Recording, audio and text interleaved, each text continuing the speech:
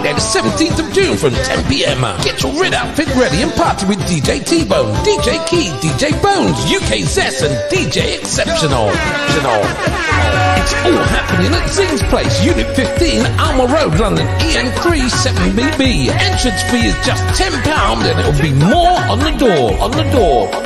For more information, go to eventbrite.co.uk/vibes countdown or call 07581 485 307 or 07850 266 836. Vibes Countdown, Friday the 17th of June, supported by KJM Entertainment, All Natural Hair Care, C&K Building Services, Glow Dazzle, Lyman Beach Club and Gems Mars International. Give me the island breeze, cool them vibes, coconut jelly, peas and rice, house and land, and we sharp like a knife. Green in abundance, real love around me, yeah. You want to know where we coming from? Say you want come look for me, yeah. If you're willing to have some fun, I could keep you company. Shut up and bend over, pass me the dutchie. Pretty girl, come wine pon it. 10 toes, one girl, make it touch it, touch it, touch it, touch it, touch it, touch it.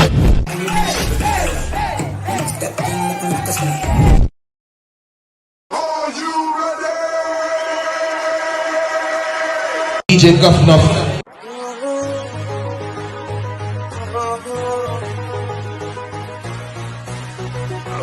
Bow them back. Ready? Coachy load from in a Netherlands. Where the grabbers think like Ali get up on. DJ Spider, one minute. Turn the beat down a little bit. Alright, right there. What's this scene, yeah? Girl, you mean, yeah? The way you move, yeah. The way you whine and you grind and you bubble and go down. The way you whine, yeah. Girl, you fine, yeah.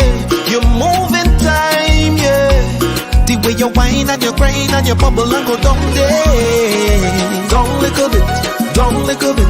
Whine and go down there. Down little bit, down little bit. Whine and go down there. Down little bit, down little bit.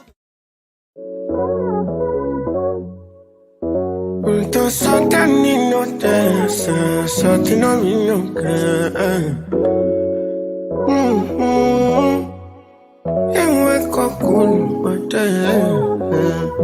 Oh, I'm in a big mood. Call I feel you. Something wake up cool in my body. Tell me what you do. I'm in a big mood. Call I feel you. Something wake up cool in my body. Tell me what you do. Make we go December. Pour some liquor, they do me jet. Get some things with the put on my head, that's why. Now you the cool my stress, so yeah. Make we go December. Pour some liquor, they do me jet. Get some things with the put on my head, that's why. Now you the cool my stress, so yeah. I'm in a big mood. This is Mandela Links, and I'm asking you to check out Carnival Slayers on YouTube. Don't forget to hit the subscribe button, like and share. Remember, Carnival Slayers bring you the vibes. Mandela Links endorse it to the fullest. Large. Make sure you check it out. Carnival Slayers on YouTube. Like, share and subscribe. Yes, well, good evening and welcome once again. We are here with the hot sauce. And I mean, we are live and direct for you right here on YouTube with the hot sauce. We have a fantastic show for you all lined up this evening and with a wonderful panel as always. And we are going to be talking about something that, you know, has been in the airways for a very long time. You know, we all together have been talking about it for quite a while. Brotherhood versus sisterhood.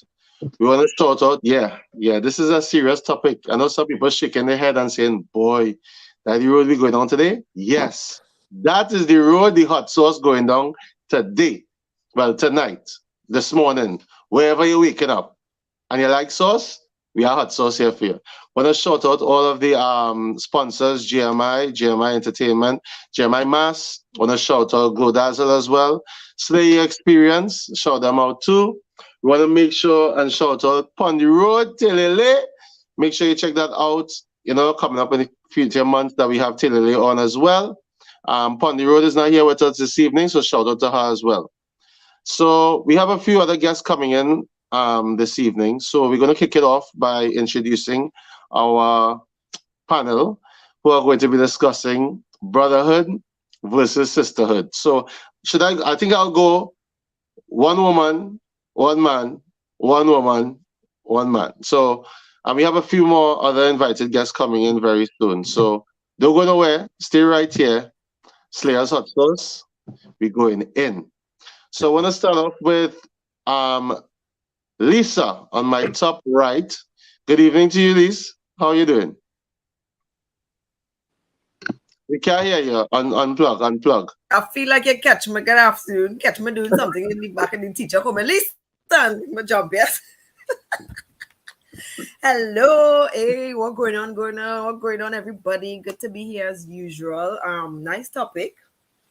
Because within our community, there's a lot of different hoods. But yeah, we could clarify that for today. But being Lisa Love, relationship coach, doing my thing on Instagram, helping women who in relationships, just getting out of it, want to prepare for it, and just defining what that healthy relationship looks like to them. That's what I'm here for. So hit me up on Instagram.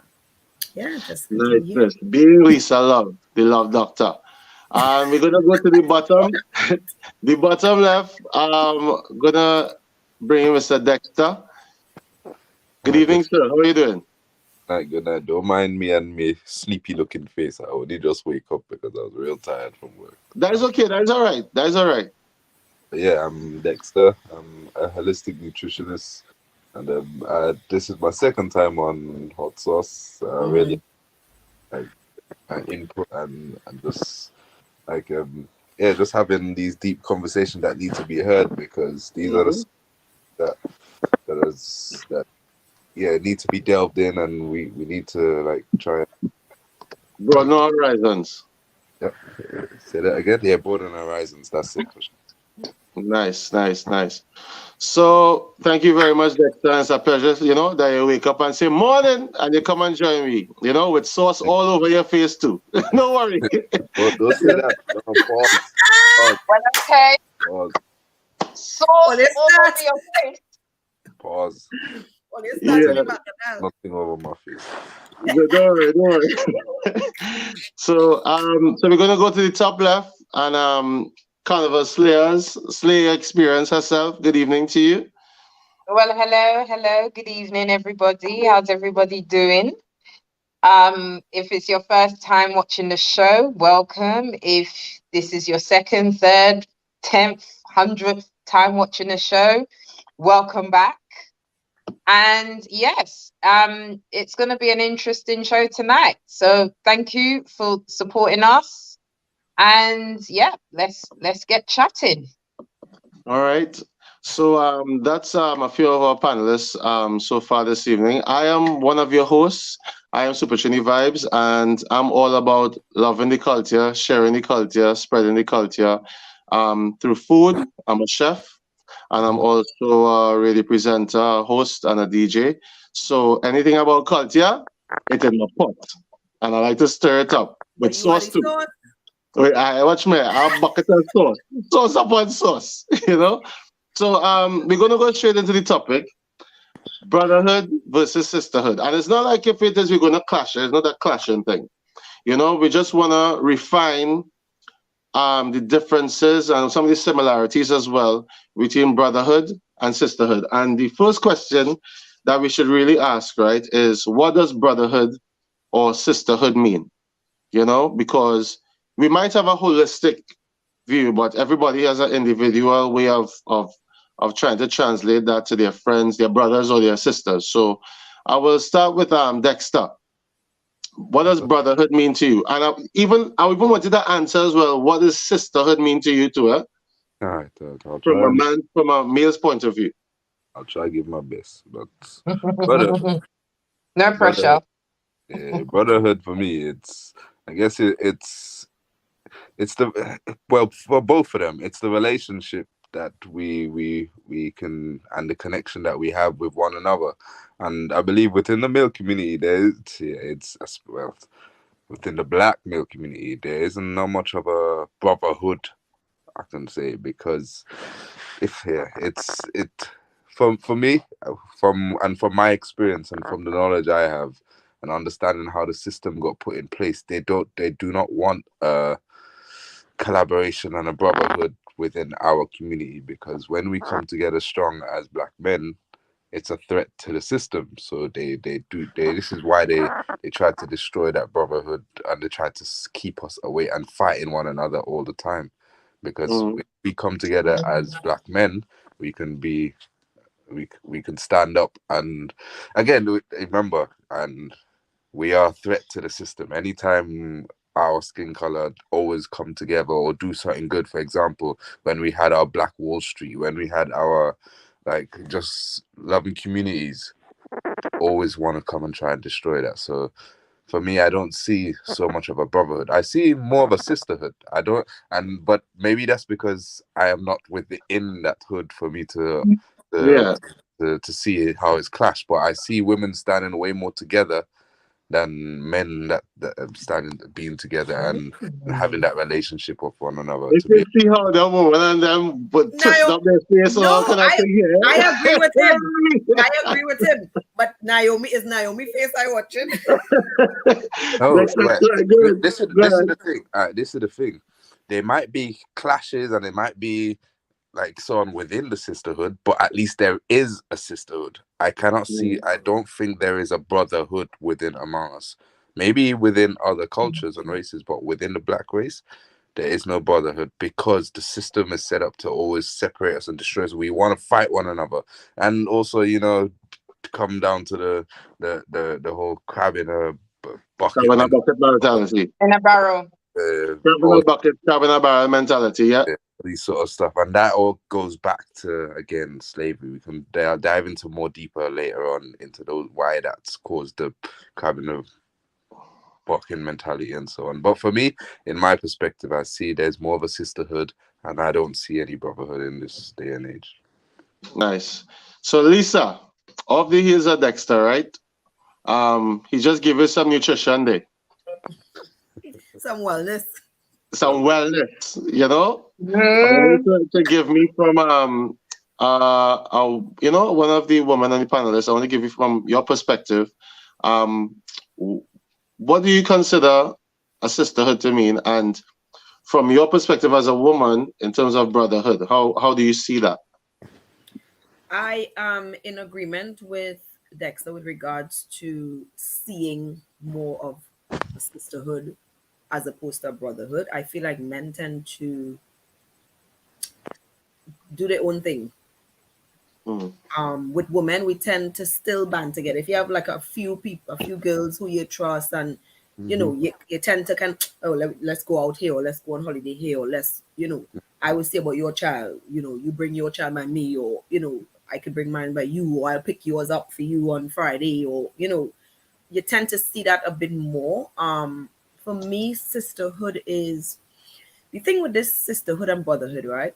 I think if you didn't grow up in a family with good, healthy brothers and sister relationships, you wouldn't know even what to look for. And in my family, I grew up, it was 5 of us, but I didn't grow up with them. But there was always a sisterhood or a brotherhood. So my brothers were good, my sisters were good. Even now, my sisters and I are like best friends. We can't go without talking to each other for a day or more. If we hear from somebody, it's like, hey, what's going on? So I think sisterhood for me comes with a reliability, comes with a looking out for, comes with a trust. I've had in the past somebody very close to me who was a sister by extension. So it wasn't like my mother, my father's child, but we was ride or die. And then it came where it had to do, like we're probably going to speak about later, somebody liked me, not realizing that she was trying to talk to them behind my back, and I didn't know. And then when I found out and I have a conversation with her, she was really going to trust there already. No, this is somebody I trusted, and it broke me. It broke me. It broke me so much that I didn't trust females after that, because this person I know since I was a child. So if I had go by that lesson of sisterhood, I wouldn't know what sisterhood it was. But because I had other reinforced relationships with females, I was able to still look out for it. But for me, it has to be an openness and a trust. I wouldn't say loyalty, because nobody's loyal to anybody. You're loyal to yourself. But it has to be a trust. It has to be an openness. It has to be a form of reliability. And again, like any relationships and being in this relationship business, it's like it has to be balanced. Right. It has to be balanced. It cannot be one-sided. So that's what sisterhood for me.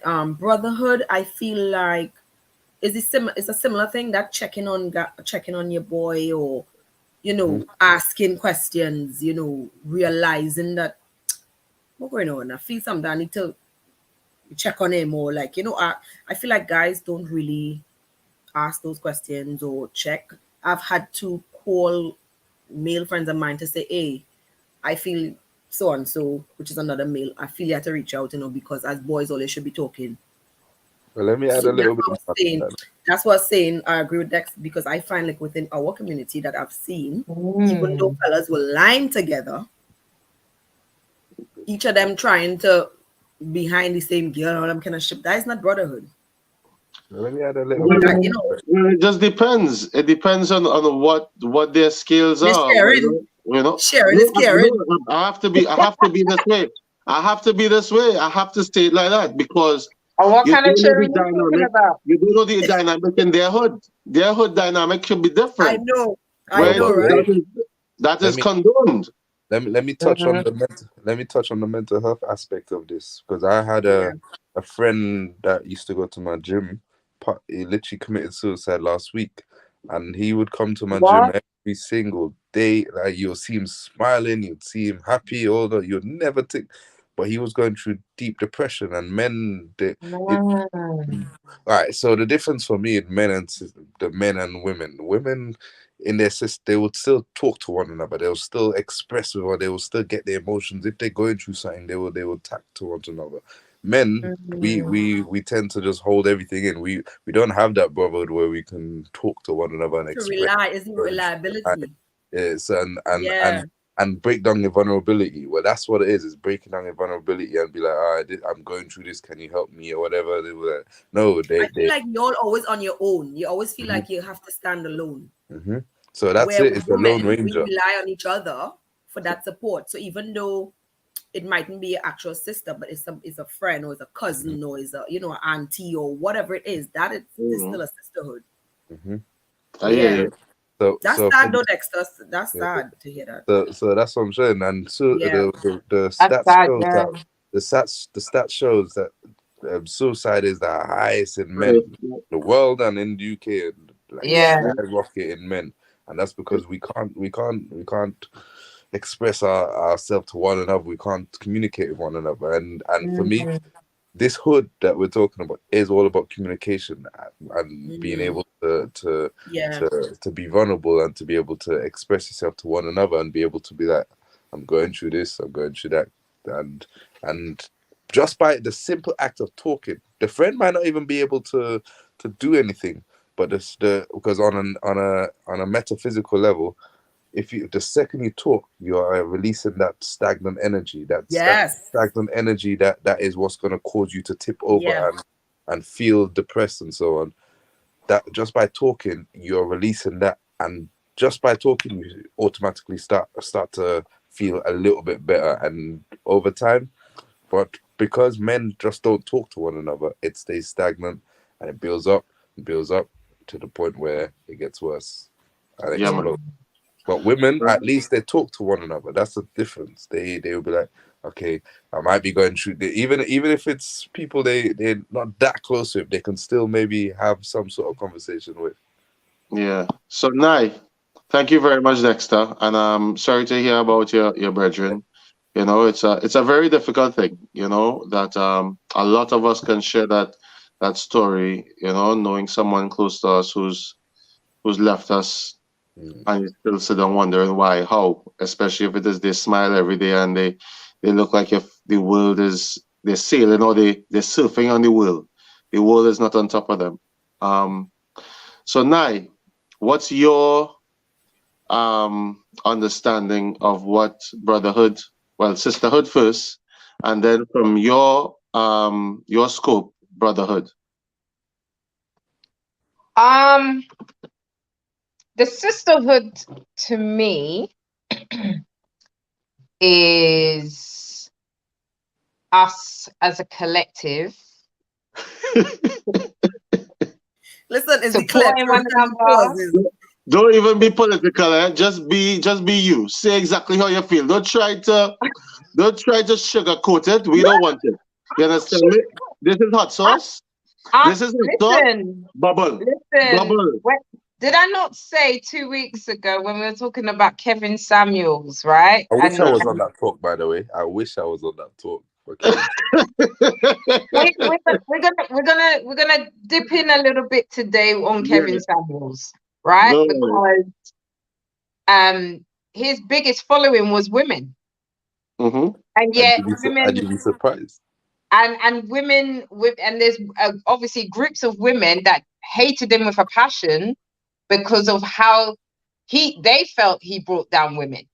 But he didn't. But then his biggest fans were women. Do you Dexter, know? don't worry. Dexter, don't worry. Hold on to it. Hold on to it for a minute. Hold on to it. Hold on to it, brother. Hold on to it. Do we reach in there? Don't worry. Dexter, you miss your turn. Don't hold on to nothing. Lego that. Hold on. There's the right time coming. Trust me, the right time coming to just drop all our sauce on them. Don't worry. Don't worry. Go ahead, Go ahead. Right. So, but yes, we'll park that one up.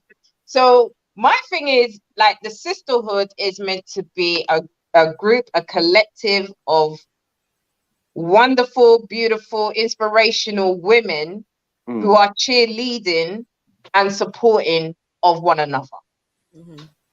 That's what it should be. Sis, if you're falling, I'm going to catch you. I got you. Right? And you got me. That's a sisterhood. Whatever you're doing, I'm supporting you and you're supporting me. That's the sisterhood. That's how I interpret the sisterhood, in my opinion. Right? And we're not talking about color here. Right? We're talking about the sisterhood. Although, to be fair, the term sisterhood, that is more associated with ourselves, black women. So actually, yes, we're just gonna talk from a black women's perspective.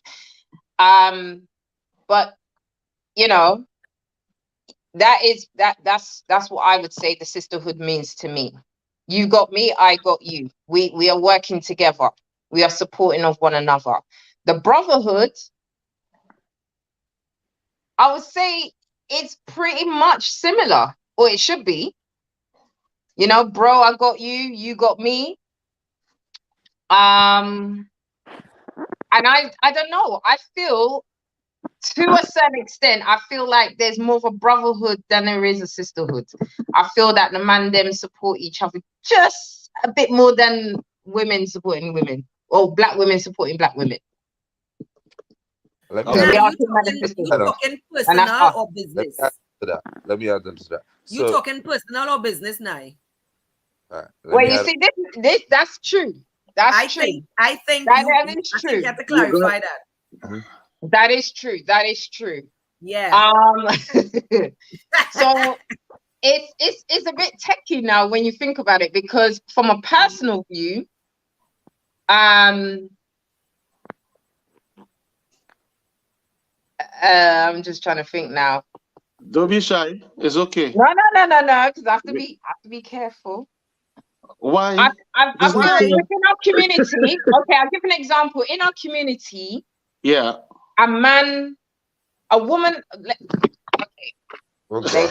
Even the phone couldn't handle what I was about to say. In our community, I feel, and I'm just going by examples here, that there are men who don't feel a way in getting involved with their brethren's ex-girlfriend, baby mother. But then that's not a brotherhood then. Right. This is what I'm saying. Right. So when we talk about personal and brotherhoods, unfortunately, in our community, that happens a lot. Right. And it seems to be like common practice. And it almost seems to me like sometimes I'm having to ask myself the question, do men or black men have a code? You know, is there a code for black men? But then we are going into another area when I ask that question, because again, I know I don't know, does the sisterhood have a code? You know, I feel like Women would have I think the sisterhood might be just a little bit more disciplined than a brotherhood when it comes to relationships from that perspective. But that could be because we know we're gonna get a reputation, so that's why we ain't gonna do it. Yeah, but there's women that's out on the streets too, and don't feel no way. Them on the streets, them is not sisterhoods. Them is just on the streets. Them out in them streets. But us majority here, right? So yeah, you might that would still go ahead and do it, but the vast majority of women, they will be like, all right, my buddy dated you and so on. I will not even look your way and so on. Even though I like you and so on, I can't look your way and so on because I has already dated you. Women would a lot more. Men, yeah, that woman nice. Yeah, I don't get my friend dated you. That was done. Yeah, unfortunately, I do see that. I guess I'm learning that more of late. That I have to question the brotherhood when it comes to things like that, examples like that, because I've seen real life situations play out, and hell no, there's no brotherhood there. There's no brotherhood. You know, if a man is approaching, you know, like their brethren's girlfriend or baby mother or whatever, like to me, that's not a brotherhood. You're taking a mick now. Now, in terms of professionally, now in terms of business, that's the difference. Again, real life situations. I've seen examples of where I see, let's say, promoters supporting other promoters that are and their friends as well. But I've also seen the ugly side where there's a competitiveness where they're like, nah, F it. It's a dog eat dog world. I'm going in for the kill. Right? But then the following day or 2 days later after the event finished, everybody back to, yeah, man, you good? Yeah. And they're liming together, they're in pictures together, they're tagging each other, you know what I mean, on Facebook or Instagram and all of that. So then that tells me, like, so you lot are on this fake brotherhood. This is where, instead of having a mentality of let's build one another up and we can all win and succeed, we have the crab in the bucket mentality where we want to fight one another down and think, I need to keep getting to the top. No, I don't want you to get to the top. I need to get to the top. You can't have that mentality. We can all win. There's the system, as I keep referring back to the Babylon system. The system keeps making like there's scarcity in this planet. There is no scarcity. We can all win. Every single one of us can win. And we can all work together to win. Just yesterday, I said that to someone. I said, we always believe, we're made to believe that there's not enough money in the world.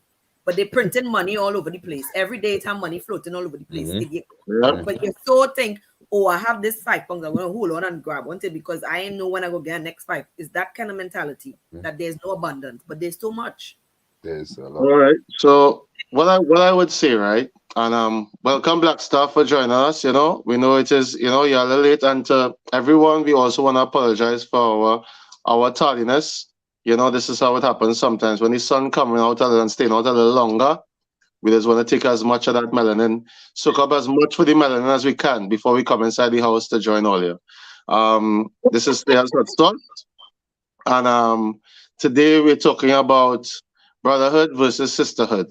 And what I will say before I go to Black Star, the question I was asked, right, is what does brotherhood or sisterhood mean to you? But I'll come to you in a minute. I was watching a movie yesterday, And I don't know how it is I ended up watching this movie.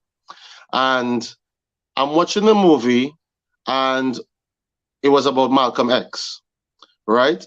And how his journey from being on the streets, from being in something that is seen as a big brotherhood because they pray together, you know, they all go by the same teachings every day, you know, and for that same brotherhood to take him out, to get rid of him, to That's what bring him happened. down, him and his whole family, Because of you the know, system.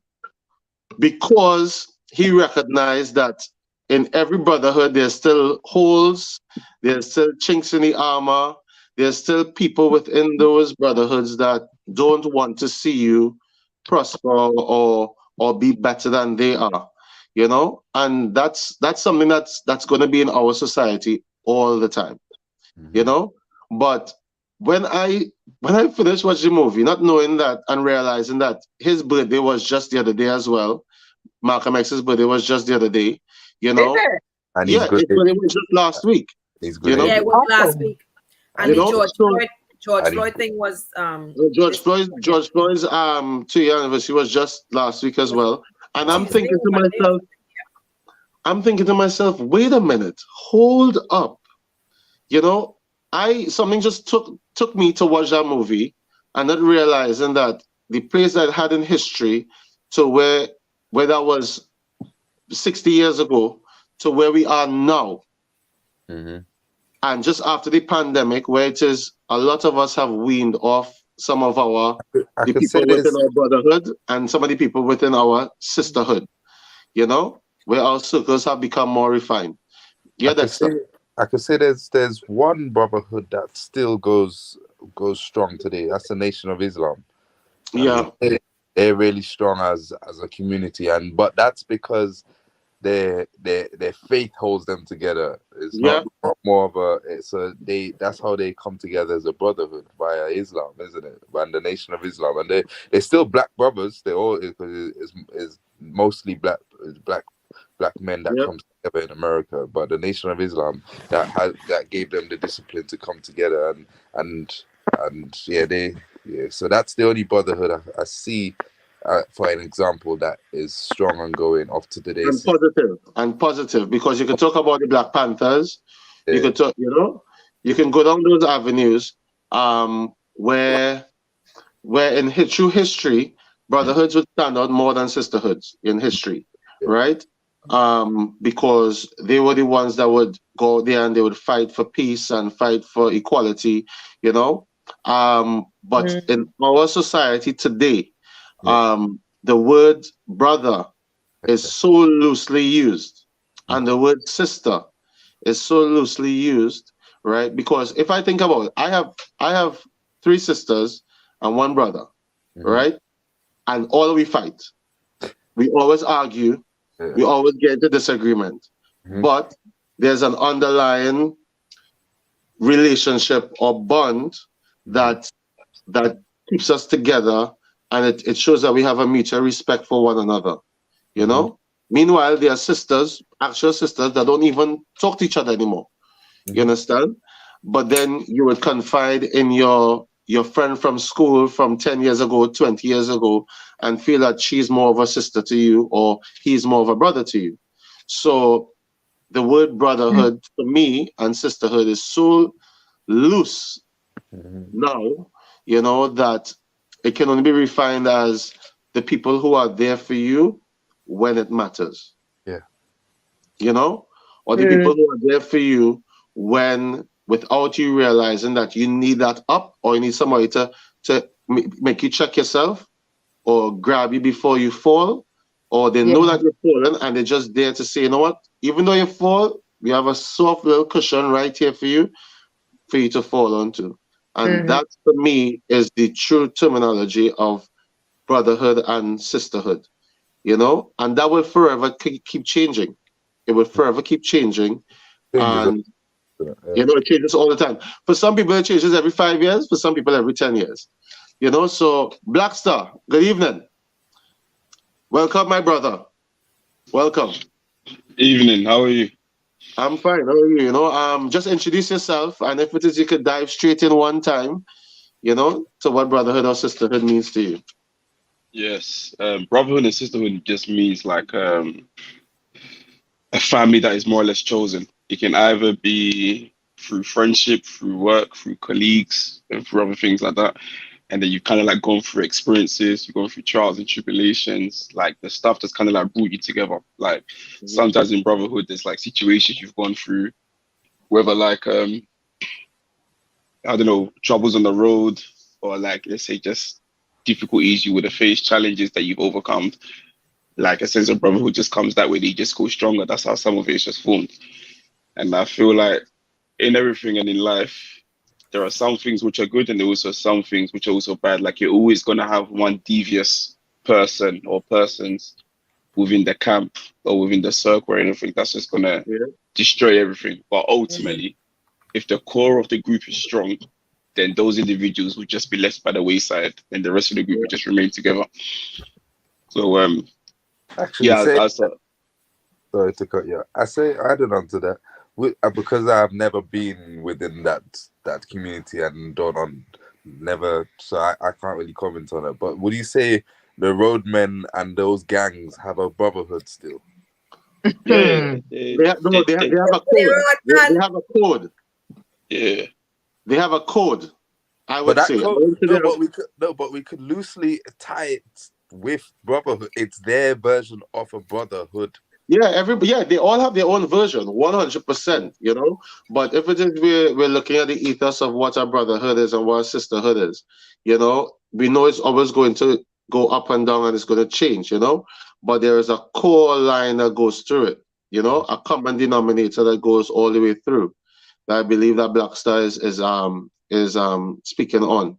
You know, Black Yeah. Star, go ahead. No, yeah, yes, yeah. So is that I definitely believe like the people who've been on the roads, they definitely share like a brotherhood. Like even you can liken it to those who are in the Navy SEALs or in the army or in the police or in the cadets, wherever you Mhm. work, fire brigade, London ambulance, like London Underground. Like it's still, I'm saying you've gone through trials, whether you're starting at 3 a.m. in the morning or you've had to like literally just defend one another, defend yourself. Like that's when you know who's got your back and who hasn't. So to me, Yeah. that's like a sense of brotherhood and like sisterhood. And like to comment on, like I was listening to Naya speak and everything, is like there there are some brothers who are sneaky and there are some sisters who are sneaky. But what I find is it's like through my experience growing up, I found the sisterhood was very close and strong. Like it was, you can't break them. But then I just feel like maybe over time, some of them have kind of like lost their way and like they've gone against the code. Because Nai was saying that some brothers don't have a code. I genuinely believe brothers have a code, but like I said, you have those that defect from it and choose not to follow that code. Like growing up, everyone knows that you don't touch not touch, you don't move to, let's say, your brethren's sister or your brethren's cousin or even family friend. But however, I found in certain circles, like some of the guys who I chill with who are like 10 years older than me, they see no problem in moving to your cousin or to your family friend. Well, who Whereas are you to stand in between true love? there's that, but then that's where the gray line just kicks in. So it's one of those ones to be like, hey, cool, if you're really gonna date your boy's sister, your boy's family member, you have to take it seriously. It can't just be, and again, Mhm. I'm not condoning this behavior. I'm not saying it can't just be like you just wanna get a notch underneath your belt or other things like that. Like the kind of unwritten code is, but if that's your boy's sister, boy's family member, you take it serious and things like that. But obviously, people have kind of like just got their own agendas and just I don't really care. So it ties in society that we're just losing that ultimate respect. So then we're even losing that respect for one another and things like that. So it's a So funny one black, around. from what Blacks are saying there, like with Navy, Army, Fire, on the London, this that sound like disciplines for Yeah, me. discipline. It's your It's sounding profession. like It's your because profession that's holding you there's a together. Yeah. discipline factor, Hmm. Yeah. Mm. it creates a bond of that brotherhood. Well, that's But what I is was. it, is it that women don't have that discipline factor? I feel like, yeah, okay, from my experience, His connection I cut think we off. lost him Oh, there. his We lost connection. him there. That's okay. We'll get him back. Don't worry. We'll get him back. Come back. Because Um, he at work. Just want to say a shout out to all of the sponsors this evening. Don't worry, we ain't going nowhere. We're right here. Everybody's still here. Niall's still here. Lisa's still here. Dexter's still here. Black Star, a version of him is here. So don't worry, he'll be back. This is Slayer's Hot Sauce. You know, we want to shout out all the sponsors as well. Oh, he's here. Is he? He's here. Yeah. Now, saying sorry. Boy, cut out again. Might have to type that, boy, because I feel every time he go to say it like it's bacchanal. Yeah, and the one is sending them to the group chat. Oh, the Uber. Start over again. We'll come again. We'll come again. Now, I said, in my experience, some of the ways I've seen women fall out, like not only over man or other stuff, it's like some of the stuff is so petty. Like you could all gone out, you would say you're gonna go out, you're gonna go to this fair, blah blah blah. Cool. Then the next day, one of the girls will send her account details and a receipt for the Uber. Say, yeah, the Uber was £22. and then they divide it between the four of them. It'd be like, yeah, you all owe me £3.75. Whereas some men are like that, but genuinely we're not like that. It's kind of like, if I've got the Uber, you've kind of got the drinks, or you've got the food, or you've got the takeaway. Everybody kind of like knows to fall in line. So I feel like sometimes, like with some women, and I have to say some, it's like I just feel like there's just that lack of possibly discipline or order, like this and that, and also sometimes then like we don't have the similar discipline that but it's not that boy. It's not about that. No, it's not all about that. But then also, like my cousin was telling me that generally some women just make friendships just based off looks. The friendships are not cultivated based on genuine friendships. It could be like, I think you look pretty, or you seem to be the most popular girl, you seem to get the most wines, let's be friends. And then everybody will get wine. Everybody will get wine. Now you ever do that? You ever hear that? No, this is true. There's some women that assimilate based upon they looking similar. They look a certain way. Trust me, there's women that assimilate. Yeah, 100%.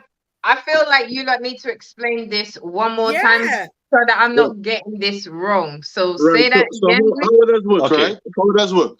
Say you're real pretty, right, now? And Lisa see you. And we know that, you know. Right. And then Lisa see you, right? And she feel that you and her pretty together, so you all should be friends, right? You're on the same level of prettiness, so they should be friends just on that alone. You understand me? Because when it is on a step up on Slayer experience, when on a step up on Slayer experience, or you just slay it together. Status. Yeah. There is females like that. And I think that's more like those influencer type gal that's like that, right? Because it's funny because they do all look very similar. Yep. You understand? That is why they look similar. Same face front, same lashes, same nails, same man. Sorry, no. Same man. I need something to drink. I need my water. Yeah. No, but it's true. But it's funny you should say that, right? Super Trini, because there was a particular friend that I did have, right? And I know that was, now looking back on it, that's the mindset they had. You understand? So they wanted to be networking and connected with certain people for certain level. Yeah. And they wanted to be kind of in with the people that was just as slim or skinny like themselves. You know what I mean? And it's that certain aesthetic. Right? They wanted to be around people that had that similar aesthetic to themselves. So again, even though they may not have realized that there were certain things that they were saying that kind of made me feel a type of way. But then I was then questioning myself. I need to be slimmer. I should have been taller, you know? I should be moving with certain people of a certain caliber or a certain status. I need to up my game to fit in. You don't even have to look that far. You don't even have to look that far. But I was made to feel that way with that particular individual. And looking back on it, it's like, raw. That's what it was. Next time you go to a soca fete or any event, look at females and their groups, how they come in. Just look, just observe, just be observant and look at the females that come and the group of the females that come and how similar. How it is in how the lady land is in the jungle. How the lady land is in the jungle. What? In the jungle, it's a jungle out there, 100%. But you know what? That point you made there, what am I saying? I feeling like I'm real old because I never had to think like that. And I have never been around anybody like that. So it's like, what the hell? What Dexter is saying, what I noticed is a lot of these girls are clones of each other. Mm-hmm. Yeah. So I noticed that. And that's the image now. Because of social media. Why all them looking the same? So nobody have an individuality. Yeah, nobody can do themselves. Nobody just want to be different. Nobody is their own person. Like why everybody wearing like you said, Lisa. Hot girl summer. Like you said, Lisa. Everybody want to be on the same hot girl summer boat, so they all have to make sure they're on the same brand. If it's Pretty Little Things, if it's don't tell me about your silly brands. I don't know. I don't even know what Pretty Little Things. You know, all of them would shop with these. They would shop the same place. Fashion Nova. They would shop the same place. They go buy the makeup the same place. Some of them, they will decide, here we're going on, right? You bring all the makeup, I go bring the lip gloss in my bag. And that is how they roll in. That is how they roll in.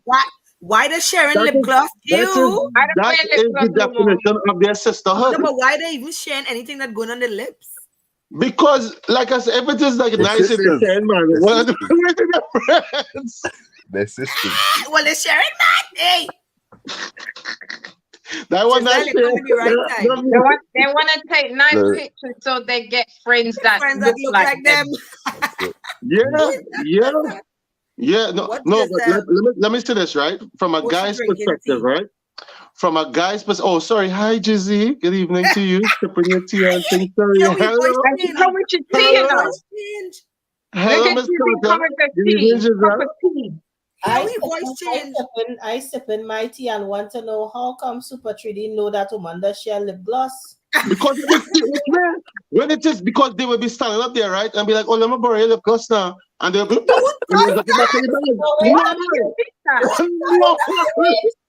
Hold on. No, wait. Let me unpack that. Hold on. Giselle Reach. Normally, Amanda's borrow lip gloss in the ladies' toilet. What do you ask you doing there? No, that is not normal anymore. Women will put on their change, fix up their makeup and stuff right where they are because they'll have a little light on their makeup kit, as you know. No, some of them will have a little light right there, and they go just say, "Let me just check and make sure everything in a gear before they take a picture or whatever it is they're doing." The thing is, Oye doesn't see these things. When I stand in my corner, I don't see real thing. That corner that you in there is a real good corner. But remember, my vantage point is different from all right? Business. My vantage point is different because I told her, so I seen everything from a different level. Yeah. Or they just right next to everybody. And we observe it as men. We looking at women, so we observe it. You are not. Hey, watch Black Star shaking up his head in the car, and they watch. Yeah, because it's true. Dexter and Black Soul, let us be real digging up in Oman business. Watch all you. No, we're not digging up. We're digging up at all, you know. I don't dig up. Listen, Super Trudy's in one corner, Texas in one corner, I'm in another corner. We just observe We just move around. Compare notes to the every night. We just come together with we flip part. Yeah. You go to the tight pants. Yeah. We just like I like how all it does be up in Oman business. Not gonna lie. Men we have a call on that. Everybody call. So you think all have a brotherhood more than all you think. No, well, we do have a brotherhood in certain because again, we have to use that very loosely, that word brotherhood, because we like I said, loosely. Yeah. we can come together in certain instances, not when it matters, but in certain instances we can come together. So yeah, we are very observant, and we will come together. Yo, you see that girl over there? Like, all these that's when we'll come together, but not when it matters, not in business, man, not to uplift one another, not to we only come together in the shop and this. I will say this, sir. Oh man, business. That's all right. No. Listen to this. Some fellas, some men and some fellas would be they would be rolling with a guy who they know would attract a certain level of girl. You understand what I'm saying? So you'll be like, yeah, I roll with my brethren now, because I know once I roll with he, we getting girl. You understand me? We getting girl. You understand me? We inside because of the same, the guy don't mind if he gets scraps. The same mentality of if Nye, Lisa, and Giselle rolling together, and they all in that pretty girl, hot girl summer way, right? The three fellas, the fella who it is the ringleader, or the fella who feel he's the top gun, he'll be like, yeah, I feel I know who is the ringleader over there. I will go and roll with that one. And then all they just fall in. It's hierarchy and status. Yeah, so what the ringleader decide who he choosing, and then all they go just because it's a real strategy to this. But what I have noticed, they're hunting. No, what I have noticed when I was younger, a lot. That example that you're given, like, when I was at school, 15, 16, like your pretty friend might go somewhere and she will link with a guy, and then he brings his brethrens, and then she brings her girlfriends, and it's like the first thing that we're asking as the girlfriends who's coming along, right, is he nice? Is your one nice? Is he nice? And it's like, yeah, he's nice. So you expecting that the brethrens are gonna be nice, but little do you know, you turn up there and boy, pop down. Right. So here's the next twist on it, right? Can't get girl, but they're hanging around with my man because they know he could get girl. And then you come along now, we on the hot girl summer vibes, and they on some next boy, whatever summer. I don't know how you all feel about this, right? Giselle, I'm going to ask you the question in a minute as well, okay? I'll let you introduce yourself properly, and then I'll hand over to you because I know you just finished drinking tea. Warm yourself up and thing, warm yourself up nicely. I watched another movie this week, right? When I was on my travels, and I watched Booty Call. If you've ever seen the movie Booty Call, Booty Call. Isn't that with Eddie? No, this is with Jamie Foxx. That's right. Booty Call. Yeah. Trust me. The exact same thing Nia's talking about, where it is the friend will be like, yeah, don't worry, he's nice. We're going to go out to dinner. They're going on a double date. So you're literally just bringing the friend along, and the friend will pick up whoever the next guy is, who the boy bringing, right?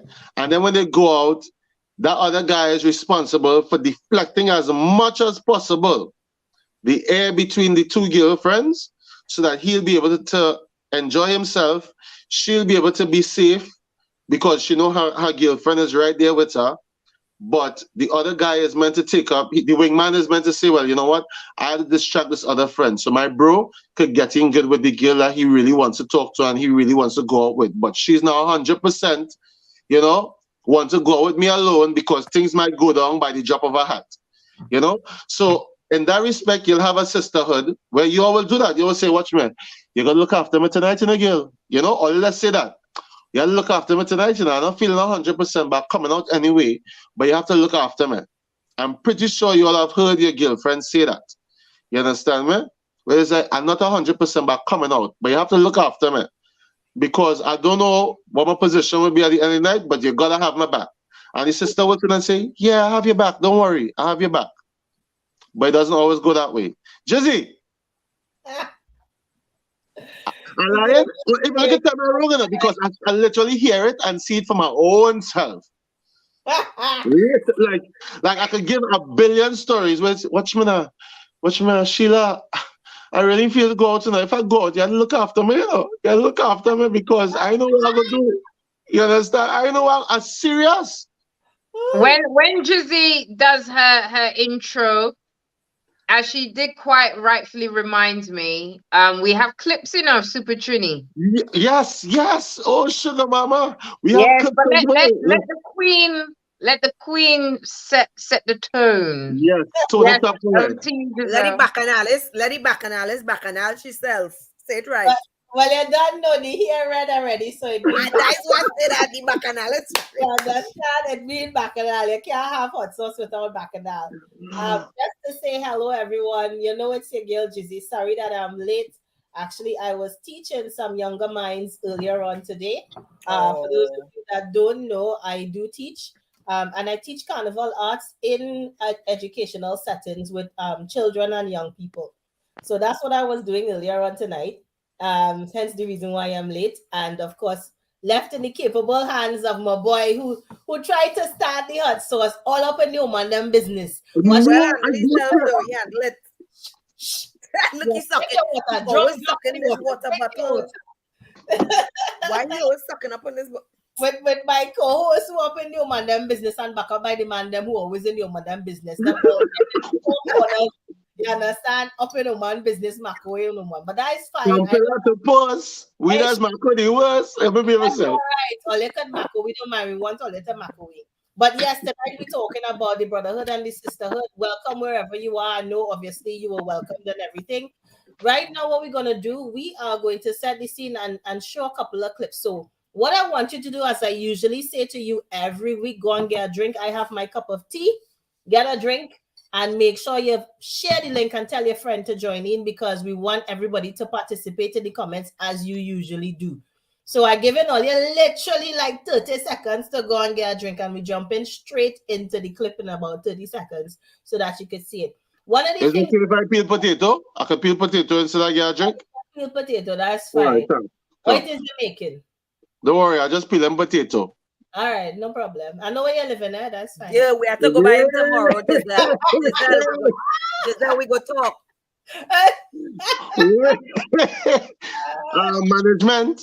Management. You know going on here, please. Please, I beg. Please. Before we jump into the clips, I'll just talk for 30 seconds while people go and get a drink. There's something that Dexter talked about because I actually was listening whilst I was driving to come and do the show. And, you know, Dexter spoke about the Nation of Islam being a really strong brotherhood. And one of the things that I notice is that there is a brotherhood when it comes around to religion. Because we tend to see a lot of very strong religious brotherhoods. So I wouldn't say that it doesn't exist. And of course, you are right. It is quite fluid because especially in our community, you know, in the UK, it's slightly different. And I know in America, there are very strong college fraternity brotherhoods. But that's the very, very strong. That last the test of time. You know, so I guess if we do have any viewers from the US, they would be able to tell us a thing or two about the brotherhoods there, because I have observed, especially with the fraternities, how strong the brotherhood could be to the point where they actually do have a code. So I think you asked that question, is there a code? You know, and I think that there is a code with certain things. I guess that's culture of the American culture. It already starts them off in because you say the fraternity and so on in university. We don't have that over in England. In university, we're still to ourselves. We don't as a group, whatever. We don't have them fraternities and so on. Whereas in America, we're like, yo, we're bros for life. And they take it seriously. And even if they don't see themselves, they go into their own career and so on. 10 years down the line, when they have a reunion, yo, you're my bro. They still have that close knit, like So I guess it's the culture over there that's still holding on to that. That's right, and that's the point I wanted to make. That culturally, you will see varying levels of brotherhoods. But on a wider perspective, and I'll make this point pretty quickly so you could go to the clip. You know, condolences to your friend's family about, you know, that unfortunate situation. But what I wanted to say when you were making that point, but obviously I was driving at the time, is that in society, we raise our children, our boy children, not to express themselves. And a lot of parents haven't clocked on that that is the root cause for a lot of suicide. And as you say, men tend to hold on to things, and that's because from a child, we raise our boy children to be brave and strong and not cry because we see it as a sign of weakness, and a man is supposed to be strong. But what is strength? I've seen it with my own two eyes where, as a child, the little boy will fall down and the mother like, get up, what you crying for? You have to be a man. It's like a 5-year-old. What you crying for? Don't be crying. So, they've been taught to stifle their emotions from very young, and hence the reason why a lot of men find it difficult communicating because they're not allowed to say how they feel, and even as a young boy trying to talk to your parents, whether it be your mom or your dad, or if you come from a traditional family home, even talking to your father about how you're feeling and things that are affecting you, that is like a no-no. That doesn't really happen. It's not commonplace in our culture at all. So we are growing up men who have no outlet. And hence the reason I just want to take this time to shout out a very, very good friend of mine, and I would hope to invite him as a panelist at a future show, Mr. Courtney Brown, who runs an organization called Father to Father. And basically what that is doing is bringing men and boys together, especially boys who are fatherless, and mentoring and providing that support and that outlet for men and boys, males in general, to communicate, which is really important. So I just want to big him up and the work that he's doing. And he's actually, doing a lot of work in schools and in the community. And now he's gone global because he has a outreach set up in Uganda. Because this problem is not just in the UK. Worldwide. The UK is worldwide.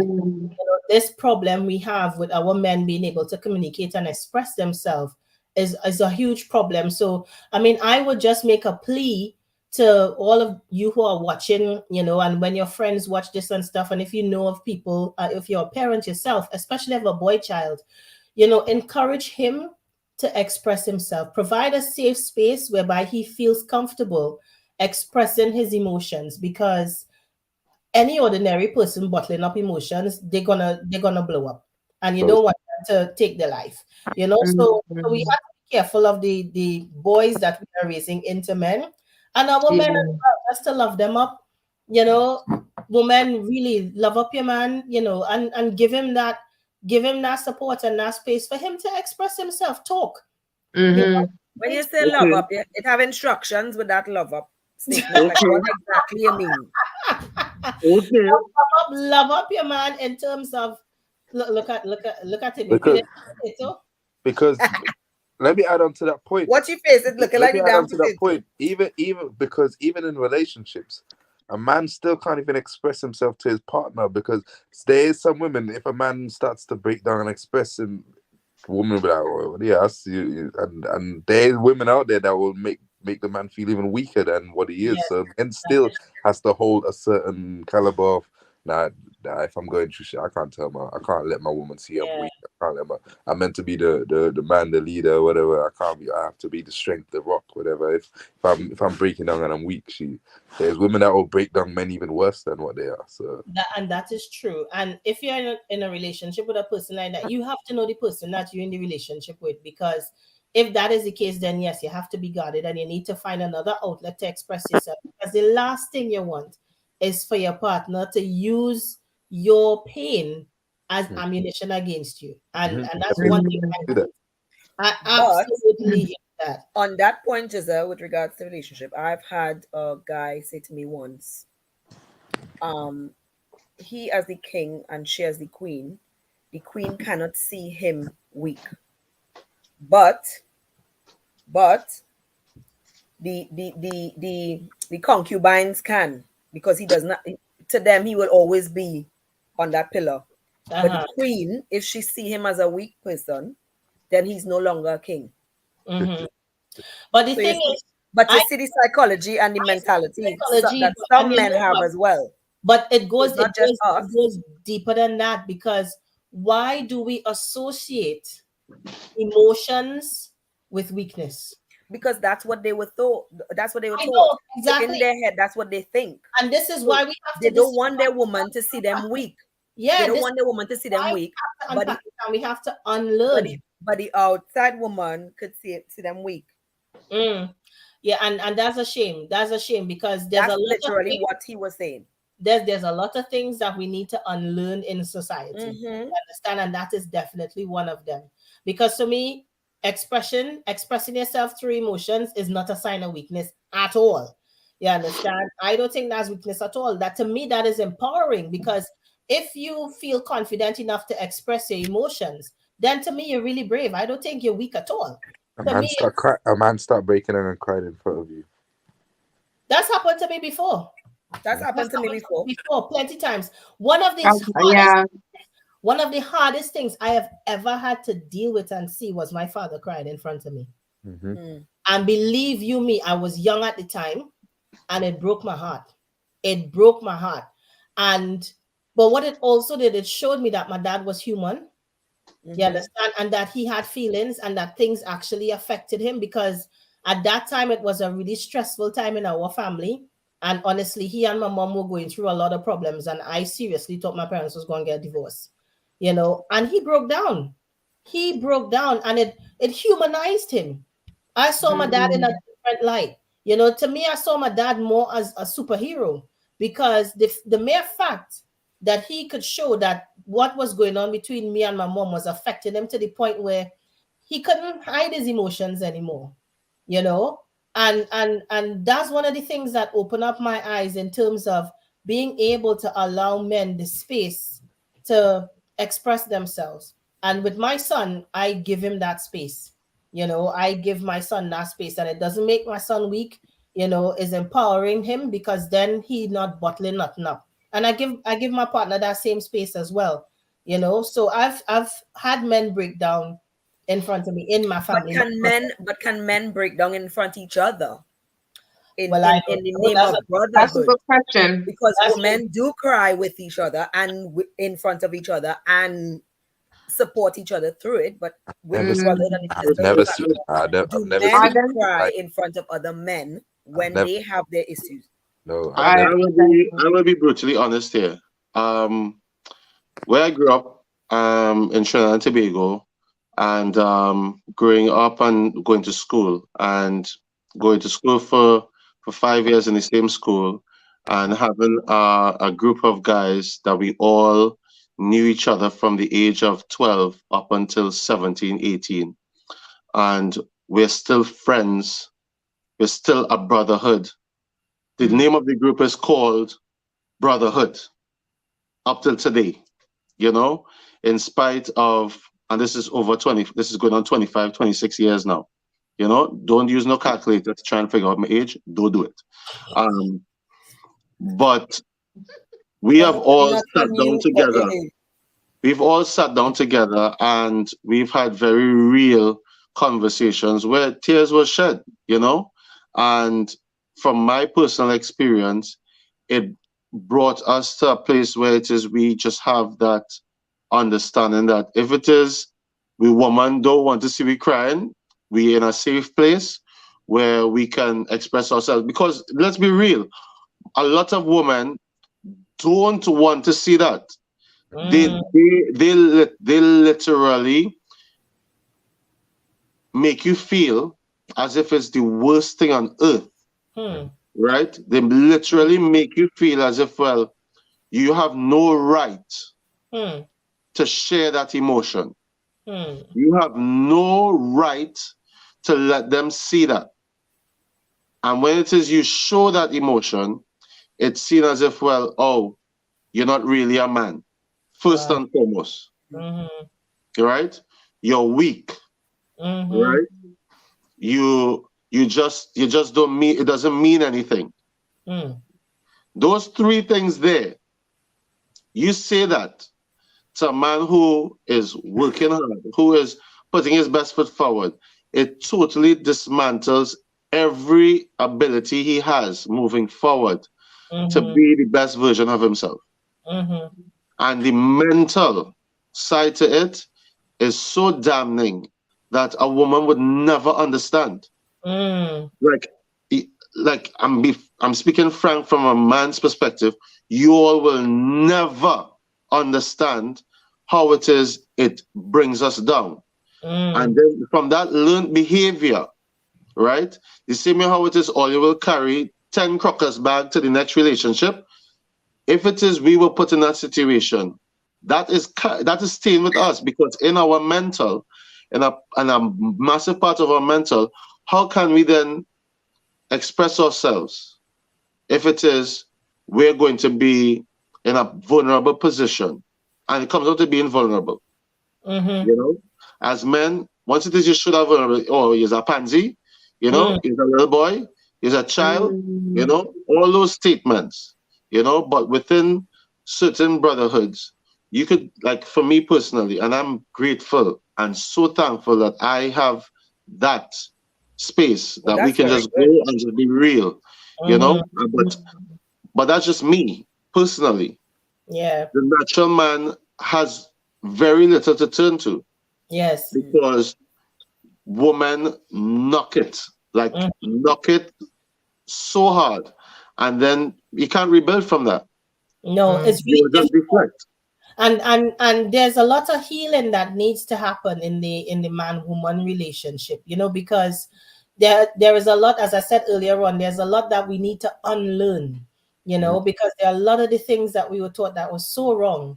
And hence the reason why I shouted out Courtney and the work that he does, because he's providing that platform and that space to create that brotherhood like what you have, because a lot of people don't have it, you know, and it's really, really important. And it's such a shame that you know, it's so rampant, not only in our community, but in other communities as well, that it is so rampant and so what's the word, destructive. But yeah, Dexter, after you talk, then But that was 30 seconds. That was about 30 minutes. It's just to add a little bit. It's just to add a little bit. How do you expect men to have the mentality of building a brotherhood when their first relationship with another man, which is their father, they can't even have that they can't even have that relationship to even express themselves to the father, so they don't even have a fatherhood to be able to with a brotherhood. So that's why you need to have a strong woman by your side, because if you have a woman who is mature in her thinking and understands, you know, the importance and the psyche and the psychological impact that has, she'll be able to hold you down. You know, because I'll take my personal example. My partner didn't have that relationship with his father, you know, and there's a lot of issues there that needs unpicking. And my role is to really support him, you know, on that journey, to help him see that, you know, even though that was something that was missing and he didn't have that, that doesn't mean that you can't provide that to your son. And I will help you learn how to do that. You understand? And a lot of women are missing that, you know, a lot of women. And it really hurts me. It really, really hurts me when I see women use children as weapons in relationships. And that's probably another thing that we'll talk about in another show. But what we're going to do right now is go to our first clip. I hope all you drink, you know. Hello to everybody that's They had enough time. Hello to Kami C. I mean, tell your friends, share the link, make sure you have your drink. We're going to the first clip. And just before we go to the first clip, just to add to everything else that you guys were saying, I think probably one of the hardest things as a woman, you know, with a partner is seeing them cry. And because I feel like you want to just give them the utmost support, love, attention and everything, and make and reassure them as much as possible so that they don't feel uncomfortable. Yes. But also the flip side, the hardest thing is to see someone that wants to cry but doesn't. You know, I'm dealing with, I was in a situation where I felt helpless in supporting a partner that had lost someone so dear and close to them, and I couldn't reach him. Could not reach him because they want to talk about it, and I'm just like, I want to support you, but it's like I don't even know how to support you because there's this block. I can't deal. Ay.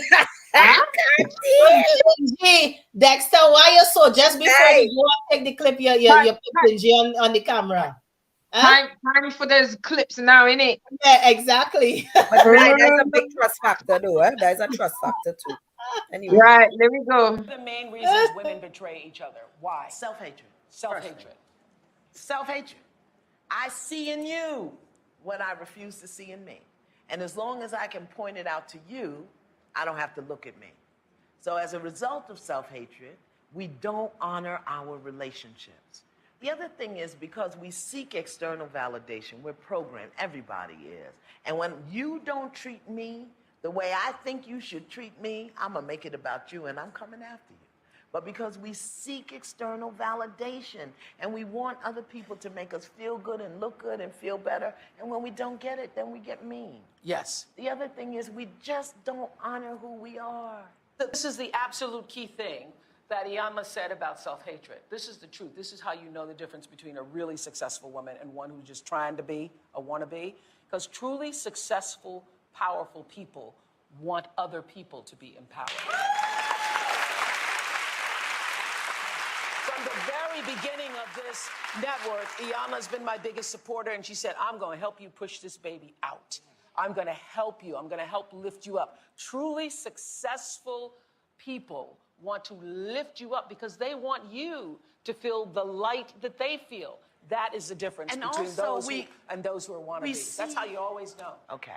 There's a principle of success that says the way to achieve your own success is to be willing to help somebody else get it first. Yeah. I learned that. Yeah. So I want you to get it. Yeah. And I want to support you and bless you and give that to the universe because if I do, I know it's going to come back to me. Because what Whoopi Goldberg said is Sealy in The Color Purple is true because everything I even try to do to you is already done to me. All right, what's the deal?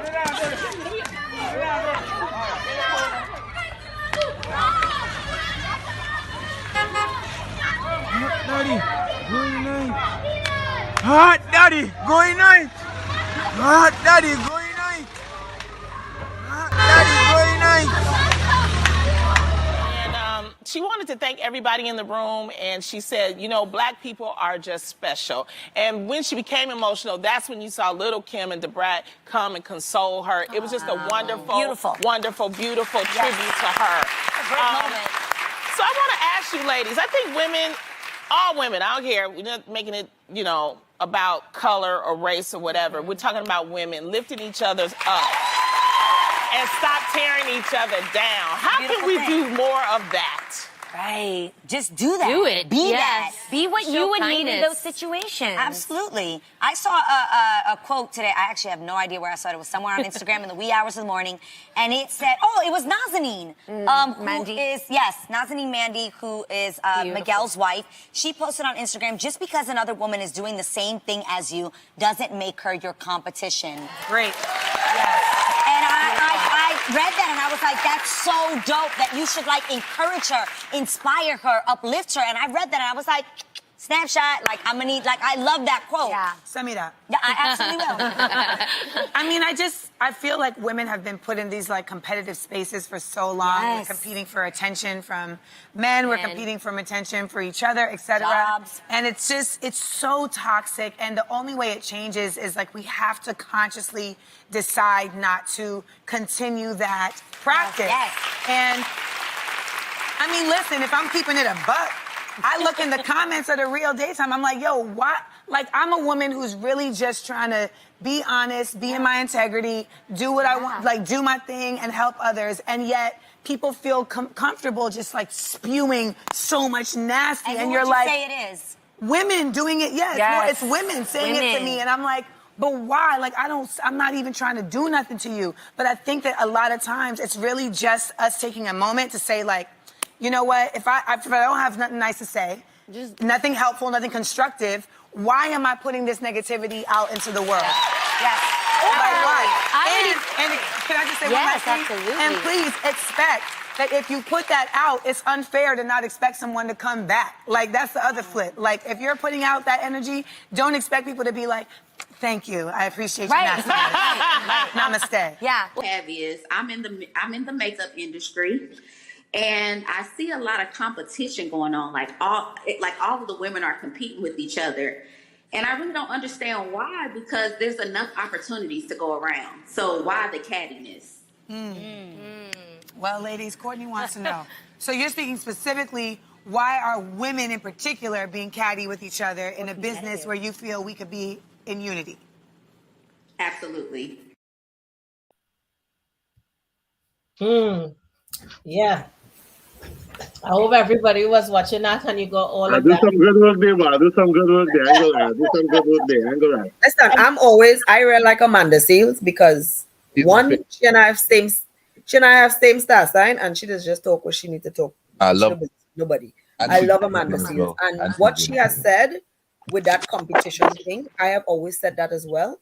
A lot of times, men put us against each other. And I've had that in relationships where they tell the ex-woman, well, she better than you, or she did it, and then that woman planned that thing in that woman head like, oh, so she on my radar now, so I don't like she, and that last baby mother this, and it's them kind of things. A lot happens in the background as well, psychologically. So like what Super Trini was saying, we will never understand for them psychologically how it is. A lot of times psychologically, our men are feeding us and planting a lot of negative and toxic seeds, and they don't realize it. Yeah. And So the sometimes they same don't- way that they want that support from us, and Yeah. for us to speak to them, a lot of times they have to understand that as women, we are not here to compete for you. That was somebody in your life before. So, whatever you and that person had is fine, but you don't need to put that person against me or me against that person. Because when you start feeding me information, that's why a lot of times I ask questions like, well, okay, why would they say that? What it is did you say? Did you say something before? You understand? Because I don't have anything with no other woman. I ain't competing with no blasted woman, I can tell you that for sure. I am my own blasted league. Yeah. So I'm not here to compete. So that shit don't work on me. But I have seen it try to be done to me, even up to recently. And somebody said something, I was like, but they don't even know me. So when you on me, why you on me? Like I don't even know you. I don't even know you exist. So a lot of times I feel like within relationships, like similar to what Amanda said, is that competition factor where we are put in this space against each other and not realize there's enough. But there's a lot of stuff A lot of it that is happening. Some of it is, from the external environment in terms of that learned behavior, in terms of that trauma, that healing that hasn't happened. Because a lot of the times when people are carrying baggage, actually when they take baggage onto the next relationship, they still haven't healed from the previous relationship, so therefore they're still in that position where all they could put out in the universe is pain. That's why I said the 10 truckers bad. Yeah. The 10 truckers bad. That's all they're putting out. And they ain't taking the time to really heal and get to fix Exactly. on the issues. Yeah, exactly. And I think, if there's one piece of advice I would, give to people is, slow down, take some time out for yourself. A lot of people don't do any self-reflection. They don't take time out to understand themselves and understand why they behave the way they behave and what is it that is influencing their behavior and their line of thinking. And I must say I'm quite impressed that I'm a big fan of Marshall Montano. Me don't care what nobody say, but I love Marshall. And this journey that he went on with Sadhguru and this transformation that I'm seeing in him is really commendable because he has taken the time out, and throughout his career, if you've been following his career, he has taken time out at several points of his career to understand himself, where he going, he rebrand himself, he come again, and this is just another iteration of, the journey of Marshall Montano. And the thing that he's doing with the whole Save Soil campaign and the fact that he went, I can't remember the name of the mountain that he went up on. And again, there was a brotherhood when he went up on that mountain with strangers, guys he did not know, and they were helping each other and motivating each other because to climb that mountain was quite a challenge, and they didn't have much food and water and stuff like that. And it was difficult, but they helped each other get through it, you know, and I just think sometimes we need to take a step back. We need to take a step back, everybody, and just take a little pause, you know, and try and figure things out sometimes. And I find that because again in society now with modern technology where we live in this instant world, and we touched on it last show with instant gratification and stuff when we were talking about social media, but because we live in this instant world, it's like everybody's like on that hamster wheel and nobody wants to jump off the hamster wheel and just take a breath and take a pause, you know. And I would encourage people, we need to take a pause sometimes, because there is a lot that we have to unlearn in this rounds, and to try and be better people, and for those of us who have children, to ensure that our children are better people than us, you know. That takes a level of maturity and reading and stuff. And I must say congratulations, Dexter, on your life that you do. It's quite educational. I will chat to you about that offline, but you know, that is really good, that what you do there as well. Yesterday I started reading because I used to do the book club lives all the time, but I stopped. But I'm gonna try to bring it back because a lot of people be messaging me, when are you gonna bring it back and so on. And it's literally, it sparks conversations that need to be had as well. And obviously it does the sort of conversations I do usually get myself into, because it's a journey that I've been on, is the religious talks, because I love diving into breaking down how religion got manipulated over the years and so on. So I've well in depth read in a lot of it. So these are the sort of talks. But adding on to what you were saying, for me, I believe sisterhood and brotherhood will become more prevalent when level of consciousness becomes higher. That's why you see within religious faith and so on, you'll see a lot more brotherhood and sisterhood, because the higher consciousness you reach, the more you realize that we are all one. We are not separate from one another. So by giving love to one another, you're giving love to yourself, isn't it? So when your consciousness raises, you tend to be like, you tend to have more of a appreciation and love for one another. And I believe most people don't have a conscience these days. Yeah, and that's the problem. Most people literally are lifeless. They are heartless. But they are literally anti everything that is all about being patient, being understanding. It's only about, if it's not working for me right now, then it ain't making no sense. And this could be another topic for another time. We're in a spiritual warfare. The Babylon system literally wants to separate us away from our soul and from one another. So it's again, I keep on saying, it's a system that it has to blame for. Yes. The problems we're going through when it comes to relationship, when it comes to love and understanding of one another, everything. So yeah, there's a lot to play with that. And another thing added on to the relationship, as you said, one of the most important things you can do is learn yourself and understand yourself before you even getting into a relationship with anyone else. How you expect to get to know, for them to know you, if you don't even know your own self? That's right. But Jizzy, we're doing real good, eh? But I want to know why it is them two big hardback women was fighting each other over a man. Because they haven't reached that level of consciousness. B, they live in a society whereby that is acceptable. A lot of people are sleepwalking, you know. You understand? Two big women. To me, you know what? That's something I always find fascinating, because I can't understand. If you're in a relationship with a man, if I'm in a relationship with a man, right? And my man cheating on me, and I find out that he cheating on me with Lisa. Why it is? Why me, girl? I just told you. Somebody else named Lisa, not you. You could have called Susie Wong or something. Yeah, I had to keep it so silly. The red hair, the red hair. Of course, my lipstick red tonight too. So you know. Big shout out to Reese from Philly. Yeah. So if I find out he cheated with you, right?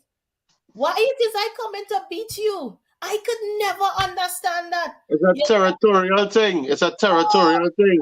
It's what I've been saying. Exactly. Wanting to protect your investment. Wanting to protect your investment. I'm telling you. No, what investment? No. Them women and them women got this stupid. No, they want to protect their investment. Wait, They can't understand how the investment could just get liquidated so easily. for Trini, if all right, why are you fighting over something that already hurt you and so on? Why you should just be like, all right. Because that's how we are. We always want to be fighting for the why. We're fighting for the understanding. Right? You understand me? That's what you're fighting for. You're fighting why. You're fighting what did you do? Because you're literally fighting yourself. I said, was I not enough? So whatever you're seeing in front of you is a version of what's inside of you. It's no longer that about that person. You're literally fighting yourself. Yeah, that's what it comes down to. Let me fight yourself. You should step up and cuff yourself. Why? No, they won't hurt themselves. They're fighting and hurting is two different things. Hey, and then your legs. As we just say, story time. First begin. I'm not beating no woman for no man. No, I tell you straight. I tell you straight. If you oppose me, I will cut your ass. You understand? I'll tell you straight because that happened before. Be the bigger person and walk away. Bigger person, my ass. I is 5'1". It's not a bigger person because you're disrespectful now. Hey, nobody is doing this to me. We will fight. And I'm not fighting for the man. I'm fighting because he is an ass and you want to be disrespectful. Let we fight. So true story, right? Before I left Trinidad, let me say 20 years ago, I was doing some promotions and stuff for somebody home, whatever. So it had this midweek party thing that used to happen in Maritime Plaza. So I met the people there, whatever, this guy who, to be honest, I didn't know how well known or whatever. I just met him through other people and was like, hey, let me do this. So I went down and bust my line. So I was liming with them and a group of people, whatever. So after the event, obviously I live in the East. Everybody else was going town. So they were like, well, all right, we will get a taxi fare or whatever. So a taxi came in the plaza. So he put me in the taxi. All right, well, cool. You go let me know what you think or whatever. Because I was trying to get people from the East to come down and be in the party now, midweek party. So the taxi man driving out of Maritime Plaza, all of a sudden, this other car come in front. So he's like, what the hell going on now? Mind you, I with my very well-behaved self. I'm like, I mean, I ain't stupid, I'm street smart. So I'm like, so I watching the driver. So I waiting to see, well, if I had to tell he bust out reverse, what? You understand? Because I don't know what is going on. You with so and so, you with so and so. So I like. She talking to me? I'm checking to see if somebody else in the back of the car. Who's she talking to? No, I don't know this girl. But she was in the party, but I don't know these people. So I'm like, you talking to me? Because I'm like, I don't be in this drama. First thing begin, I know even with the man. That's the one thing. Me and the man never had nothing. So it's like, what is... So I was like, what's she talking about? So anyway, cause that drama. Listen, try to stab me, you know. What? Course, let me tell you something. I'm telling you, it's a territorial thing. It's a territorial thing. The girl tried to stab me in the car. She come wrong. So I sent to the driver, reverse. He there like a mox. Listen, the seat belt. Listen, girl. Giselle, the seat belt ain't want to unbuckle. If you see me, the freaking seat belt. Because I want to come out. You know, you want to. I said, but what is you opposing me for somebody I not even with horse. Listen, it's kicked through the glass and thing, you know, like I had to pell kick and thing to save myself from getting stabbed for somebody I not even with. And that is the shit that these girls out here doing. You understand? And you know what? She wasn't even with him because she's a bad girl and then he was just bullying. So he had his wife and his children. So you see? Oh my goodness. You see? I could lose my life. I could lose my life for somebody I wasn't even with. Yes. You see, I come in there. Right. You see how ridiculous that story and that whole scenario is. This is what I don't understand with certain women, right? Your man is either a notorious cheat or whatever, right? And instead of you taking up your anger and frustration with that man, you're taking it up with the outside woman. or Yeah, the well, I was woman. even the outside woman, somebody And, who you and sometimes the woman themselves don't even know about you. They don't even know about this little rendezvous and situation that the man's got a whole family at home and everything. You understand? So it's like what I don't understand what a lot of women do, or some of these women do. You're with a serial cheater, you're forgiving the man, but you want to now fight the next woman or other women, which makes no sense at all, because you didn't have that energy 2 months ago when you found out he cheated on you with such and such. You just have You the understand? You didn't take that energy on him. You still remain with him, but now you want to fight this woman. And then going on, and I don't want to digress too much into this, but again, another example I want to give again is women who are with serial cheaters, and you know, let's say their partner or their husband or whatever has an outside child, or in fact, let me not say outside child because I hate that term, but has a child with someone else that's not their partner. Okay, right? So it's a love child. Yeah, they have a love child. You remain with the man, you forgive the man, but now you're taking out your frustration on the love child. That's There's so plenty wrong. of people that do that. There's plenty. Oh my and God. that is again, and that, you know what? why That is a good opportunity. That's a good opportunity if you forgive the man to show sisterhood, because now you could reach out to that woman and then say, you know what, your child is always safe with me. Yes. Studying he, all right, me and he, whatever, and we could look after each other's kids, and that is right. That's a level of maturity. A lot of wouldn't be people. right. If you're gonna forgive the man, then go down the blended family route. Yeah. Your child is always gonna have to be welcome here, because if I'm gonna forgive him, the dirty damn dog, for doing what he did, if I'm gonna forgive him and still remain with him and still fight for this relationship or marriage or whatever, the least I could do is to have that child in open arms. Of course. But you see the Embrace the child. Don't take it out on the child. Yeah. It's not a child's fault. It's your fault. It's your fault for remaining in that situation in the first place. It's your fault for remaining in that situation in the first place. Ended up moving up to England. So she brought the girl who had the altercation with me, ended up moving up to England. Every time she see me, she wants to cause problems. Still in England. Yeah. Well, she moved with a man. I haven't seen them for many years, for probably about 4 or 5 years. I'll help. But even before that, every time She you see me, she has trauma. up my name No, from a distance. Always from a distance. She has trauma within her that she has to work whatever out. she have within, she mean business, because whatever demon she have, my demon worse. But Black Star is no. Yes. But yeah, that's sisterhood. No, Lisa, if you need security, I'm there, man. I don't mind backing you.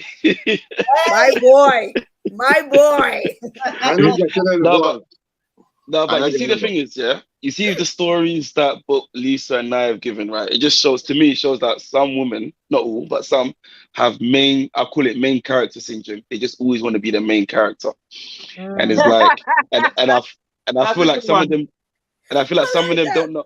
I feel like some of them don't know how to deal with their anger as well. Do you know what I'm saying? Some of them don't know how to deal with their anger. So they just do it. They just act anyhow. Like, instead of you thinking, okay, cool, like, the man has cheated on me, let me try and remember. They think, no. Because then to them, they think like it's part of sisterhood that you should know that he has a woman, so therefore you shouldn't do something. Yeah. Remember, they can't be the man. Because physically they can't be the man. So they have to take all the anger on something. And this is when I say feminism is fake, isn't it? Because if feminism is real, you would look and say, okay, cool, this guy has done this. Let's work together. The smarter ones work together and try and get him back. Like, I was at a Lime on Sunday. I'll say off air, but I was at a Lime on Sunday, and there was a girl there. She had a couple drinks, young girl. Then her ex-boyfriend was there celebrating his birthday, I think, or an occasion. So they're bringing out the birthday cake for the guy. She's running, says, you know what? I really want to go and push the cake over. I want to mess up his birthday. I had to say, what's going on? She goes, nah, he's a prick. He's a junk crow. He's this and that. I'm like, yo, hold on. But what So is I'm she literally had doing to. there? No, like it was a fair. Anybody can come in it. Like they just happen to just be in the Oh. same What do you mean? vicinity. Listen, we know But what she's doing there. We all know what she's doing there. but We all know you what could, she's doing there. yeah. But you could tell she's hurt. Like she was literally just coming from a place of hurt, and that her way of wanting to deal with it was to mess up his day and disgrace the girl. I said, okay, cool. You go over there. It's just you one up. She's there with her mates. Her there with her mates. What's gonna happen? Some of my other friends are like saying, "Oh, you should have let that." I said, "No. It's not good to always see people fighting when you could just avoid it for no reason." Like I Well just feel done like, to you though yeah. for talking her, talking her Oh, down. she was still angry. I kind of had to say, okay, what is it you really want to do? Yeah, eventually I had to get her to sit down. She was just literally, I just later assimilated from that she was just literally just from a place of hurt. And that was just it. She just didn't know how to deal with it. I said, listen, chew off my ear. I don't mind. I've got my rum punch. I've got my chicken wings. I'm not going anywhere. Yeah, but you're not going to go and cause a bacchanal over there because it's not going to help out. Remember, I've said this already. This already. Most people that have hurt and so on is a trapped energy within them, and they need to have it released. So if they're not if they're not talking to someone, if they're not having it released, it usually lashes out into a physical. Well, Blackstar, thanks for stepping up with the sister. We're proud of you for that. Yeah. No, and this is the thing where people have to find, and again, is a level of maturity it takes, especially when you're angry, to try to calm yourself down. Because when we in that angry mode, man, all you want to do is just hurt people. Because you're feeling pain and that hurt, everybody else around you must suffer. If I feel in pain, everybody else must feel pain. And we have to reach a certain level of self-realization where we must know that is destructive. And if I am hurting, everybody don't have to hurt. If I'm in pain, everybody don't have to feel pain. What I need to do is work through my emotions of hurt and pain and find ways of turning that into a positive. And a lot of people are able to do that. Anger revolves around the root chakra. So people with blocked root chakras are usually the ones, and usually the ones with like a lot of anger stored within them. So again, doing meditation daily, I talk on this all the time. Doing meditation daily, taking care of yourself, and doing those sort of self-reflection and just going. That's what I said. People with high level of consciousness, they don't get themselves into them situations because anger, it doesn't mean that they don't feel those emotions. If you're angry, feel it, express it, but you know how to transmute it into something positive. You don't lash out and to hurt others, because the second you do that, it just gets worse. It don't get better. And something that we didn't touch on, and I'm sure you would know, Dexter, through your research as well, the food that we eat have a lot to play as well with our blood chakras and stuff like that. Chicken, KFC. That's a whole nother conversation. If you ever decide to do a holistic health topic, then just be we could go. We know you there, man. We know you there. We could go to town on that one. But I just wanted to bring it back and say, again, with I could never understand the woman fighting woman over man thing. That was, for me personally, that is not my scene, that is not my speed. Me fighting no woman for no man. Especially if my man is the one going with your man, it take two to tango. So how could the man be absolved and forgiven and you're going and fight your man? You understand? The man had to decide that he wanted to tango with your man. It's not like he get raped. Now, if he get raped, it's a different story, But if he didn't get raped, then he's a willing participant, and vice versa. Now, from a male perspective, Blackstar, Super Trini, and Dexter, would you fight another man for your woman? And again, notice that, Nope. Never. You see that what I said? That's something that a lot of people ain't clock for your woman or your man. You see that thing of ownership? Nobody own nobody. Like Black said, no girl don't have no owner, no man don't have no owner. Nobody don't own nobody. But Let me add from my. Yes, sorry, but people feel that sense of ownership, and this is why, again, they would lash out because it's like you taking something of theirs, but hello, you don't own a person, you know. But again, I think it was unanimous. You guys said you wouldn't fight. You wouldn't fight another man. For me, can you own if you buy the ring? Sorry, Dexter. What if I pay the dowry, I put the ring and all sorts? Is there a sense of ownership for the man? No, it's still not ownership. Still no ownership. No, the days of Don't slavery, own no one. unless you're So a human trafficker. Why am I spending 3 months salary on an engagement ring then? Even all of that is it's all I a buy a piece of string. Wait till about 3 months salary. Piece of string, yeah? You know, Tell you about salary.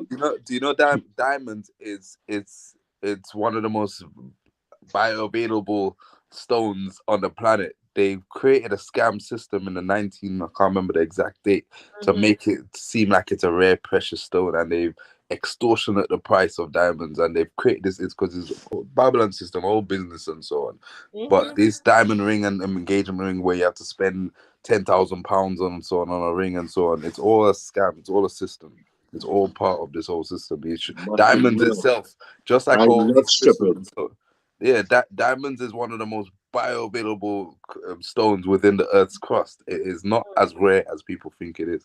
They make it. I am rare. Wear me. I am rare. Wear me. You understand me? Wear me. Don't wear me. Wear me. Wear me. I am rare. But it comes down to self-love and self-respect.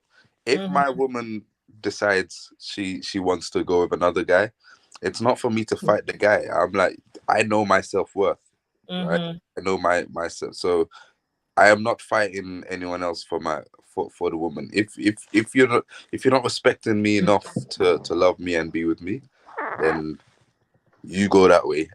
I'm not hurting my head or fighting. I don't chase. I don't run. I am not What making that noise? They have your cat there or something? I hear. What's that? Gingy in the background. You gotta check and see if Gingy need to go. I hear something. They're like a bird. What I will say, right? What I will say is, I'm not fighting for no girl. I'm not going through all of that madness there. Because it will just show, just shows that you're in the same boat. You know, you're bringing yourself down to a level where who's going to respect you after that? So is what the you woman gonna fight going to for? respect you? Huh? What you gonna fight for? What fight know your self-worth. If you ain't gonna fight for the girl, you mean physically fight or fight like to keep the No. relationship? No. So if you're talking about physically fight, if it is my woman step out of me and I see she with another man, right? And I see that going on there, I going home. If I live in wherever I going home, I take up my stuff, I pack my things, and I go back to my house, right?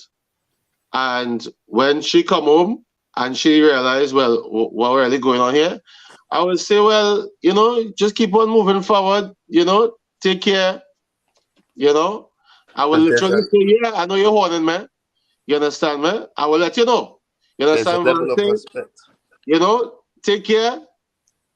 If that is what you need, you carry on. And then they will say, no, but I need you. No, it's okay. It's all right. It's true. If they respect and love you enough, they because you would have all your conversations and communicate well before getting into the relationship. So they know your boundaries. They know what pisses you off, because you should know yourself very well. You should know one another. So what the two of you are triggers. saying is, if your woman cheats, you're walking away. Of course. I did. That's me. For me personally, this was like 20 years ago. I was in a position where it is. That's self-love. I knew my girlfriend lied to me, to my face. And I gave her 3 opportunities to be honest with me, because I knew she lied to me to my face. I knew she lied. And I gave her 3 opportunities. You know what? I wanted to, because if it is somebody come and ask the question second time, you really had to sit up and say, wait now. They ask me like this, they know something. But if it is getting catch on, and I ask you the 3rd time, and when I ask you, what was the question you asked him? Yeah. What was the question? And also, had it have been that she didn't lie the second time, would the result have been different? Yeah. No, the result would have been different because what she lied about that's what you're is saying. no. I'm being dead serious. I'm being very honest because I even called her mom after she lied to me the third time. I called her mom and I said to her mom, I said, "Mom, your daughter doesn't respect me, and I can't." She was like, "Son, no, son, you're my son. I want you to be here." I said, "Mom, I'm only calling you because I respect you 100% to let you know that your daughter doesn't respect me." Right? She lied to me to my face, right? And I know she's lied to me, right? And I've given her enough opportunities to come clean and just be honest with me about What where was the she was. question? So what you asked? I asked her, because we usually would play basketball together, right? And that Wednesday she didn't come down to play basketball together, right? And I was like, but this is unusual. I tried calling her the whole day, I didn't get her. The whole evening, I didn't get her. She called me about 1 o'clock in the morning when I was coming back from my third job, right? And when I was coming back up the road, she called me and said, "Where is she?" I was studying. But then I already knew she was lying. I already knew because my brethren already told me that, I saw her when I was passing through Finsbury Park. I thought she was coming to basketball, but I guess not. Because he already told me. So I already knew. You understand? So I asked her, I said, "So what was you doing?" She said, "Oh, no, I just stayed on campus and I was doing X, Y, and Z." I said, "Okay." I came and I asked her again. And this was the weekend of her birthday. And she wanted me to do a whole barbecue for her and her family. I packed up my stuff and I left. I literally packed up my stuff. I didn't have no argument, right? I just said to her, "You've lied to me. I know that you lied to me. And I'm not going to stand for it." So I packed up my stuff and I left. She came back a week later trying to say, "Sorry, I should have been honest with you." I said, "It's too late for that now. I can't respect you the same way." And this is the problem: communication breakdown. Communication is key. And it comes Communication didn't break down. She just chose not to say what she was. Not Yes, break down no way. They were still talking. Okay, she was moving around. She was moving normal. She was moving. So is the assumption is that she was with someone? Oh, definitely she was. Definitely. Because she admitted it a week later. Oh. You understand me? She admitted it a week later. And I was like, that doesn't change nothing. And prior to that, you had a suspicion. Yeah, I already knew because literally I already knew. I knew because I knew. Telling you or when your friend told you? So for me personally, when it comes to, if it is, I allow myself to think, if it is me and my girlfriend, we were living together, but she was on a different campus training for the police force and stuff like that. So we would only see each other on the weekend. So I would take care of the household. She goes off to the campus. And I would just trust that is what it is you're doing. But if it is, I know that there's a usual pattern that usually follows. And that breaks. Now, it can break for many different things, many different reasons. But then when it is, I ask you a question and you fumble, all right? And then I ask you a question again and you fumble even more, right? I already know what's set in stone there. You understand? Because my communication is always open. I will say, you'll know exactly what it is I'm doing most of the time, 99.9% of the time. Because we men mostly are creatures of habit. Mm-hmm. We men mostly are creatures of habit. We wouldn't subconsciously have to work out so much because it just doesn't work that way for us. You understand me? Women, on the other hand, y'all take a little bit more time where that's concerned. You understand me? And this is from me speaking from both ends of the spectrum, knowing what how women are when it is they have their man and how it is that's carry on. Right? And seeing it firsthand. And then from the perspective of having a woman and seeing where it is you can see their thought process and what it is they're doing. And especially if it is you live together with a woman. They're much more calculated and measured in what it is they're doing. So yeah, definitely. Can I ask then, so if it is that you had, and we digressing, we only have 9 more minutes for the show. Actually, we should have wrapped up, but we'll go until midnight. All right. If it is you had a suspicion beforehand, did you try to talk about it? I wouldn't talk about suspicion. I would just reinforce my position. So, and let that person know that I am 100% in the relationship, because a lot of the times people would step out of a relationship because they feel as if, well, they're not being cared for, they're not being listened to, they're not being understood, or they're not really being favored within the relationship. So if it is, you reinforce those things first. People might step out of relationships for other things outside of that. Yeah, but naturally, most time it's because they don't feel welcome in the relationship. They're not getting something from it. So if it is you didn't give her the opportunity, even though you had a suspicion, why? I guess is what trying to get. Why fanfare? No, because the thing about it is that you didn't allow a deeper level of communication to happen when you suspected something, because that means something in the relationship wasn't working right. So you actually... No, I think I allowed. Over 1 weekend, I asked you a question 3 times. You had 4 days. No, I think I allowed. I think it was allowed. I think, but okay, let's not personalize it to you then. I'll generalize. No, it's okay. Go ahead. I'll generalize it. I'm still going to cry.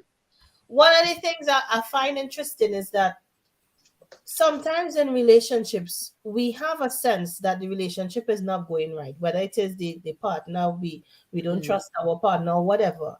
But you could sense that something is not going right. But what tends to happen a lot that I notice is that people wait until the shit hit the fan. So you wait until something happens, then for you to try and blow it up. But you never allowed when the wheels of the thing started churning, even though you could feel it, because you could feel energy. And if you with a person and in a relationship, especially in a long time, you could feel energy. So you need to allow a space whereby a deep level of communication could happen where that energy comes out. But I find a lot of the time people wait. So it's like they could feel the wheels churning, you could feel the thing it twisting up. And then you wait until it blow up, i.e. the other person go with somebody, and then you find out. And then you come and confront the person. And of course, the person is not going to come and be honest and tell you straight off the bat, because you didn't allow that safe space to allow, for that communication to happen. Why do we do that? And then you penalize the person now because, like, well, yeah, you lied to me, I take my things and move on, or you like, I'm trying to contain myself here, yes? But why? My take on that is that I think there's a element of giving the benefit of the doubt and some waiting. People have been the doubt for years. You telling me for years you waiting? Nah, some people are just stupid. But anyway, people are some people are just stupid. That's not benefit of that. They're just stupid, because even Stevie Wonder could see what's going on.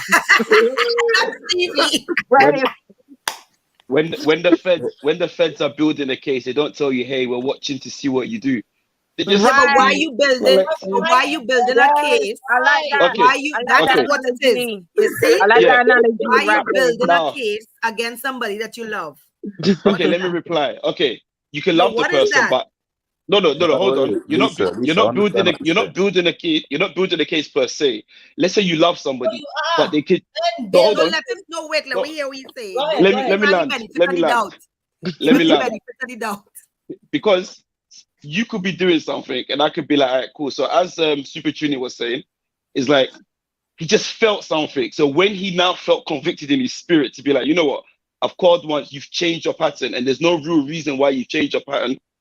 You've now put a doubt in my mind. So like with certain people, they just be like, rah, you know what, you don't normally do this. So it's a little doubt. So subconsciously, your brain is just collecting it. And then eventually, because you're not going to act on that, because you could be innocent, you're going to tell yourself, you know what, it's nothing. She probably went to bed early. But then these times, you don't know. You don't know whether she's going to bed early or not. You're just going on the assumption that she's going to bed early. So you just put it to the back of your mind. Then when you see a suspicious, you be like, rah.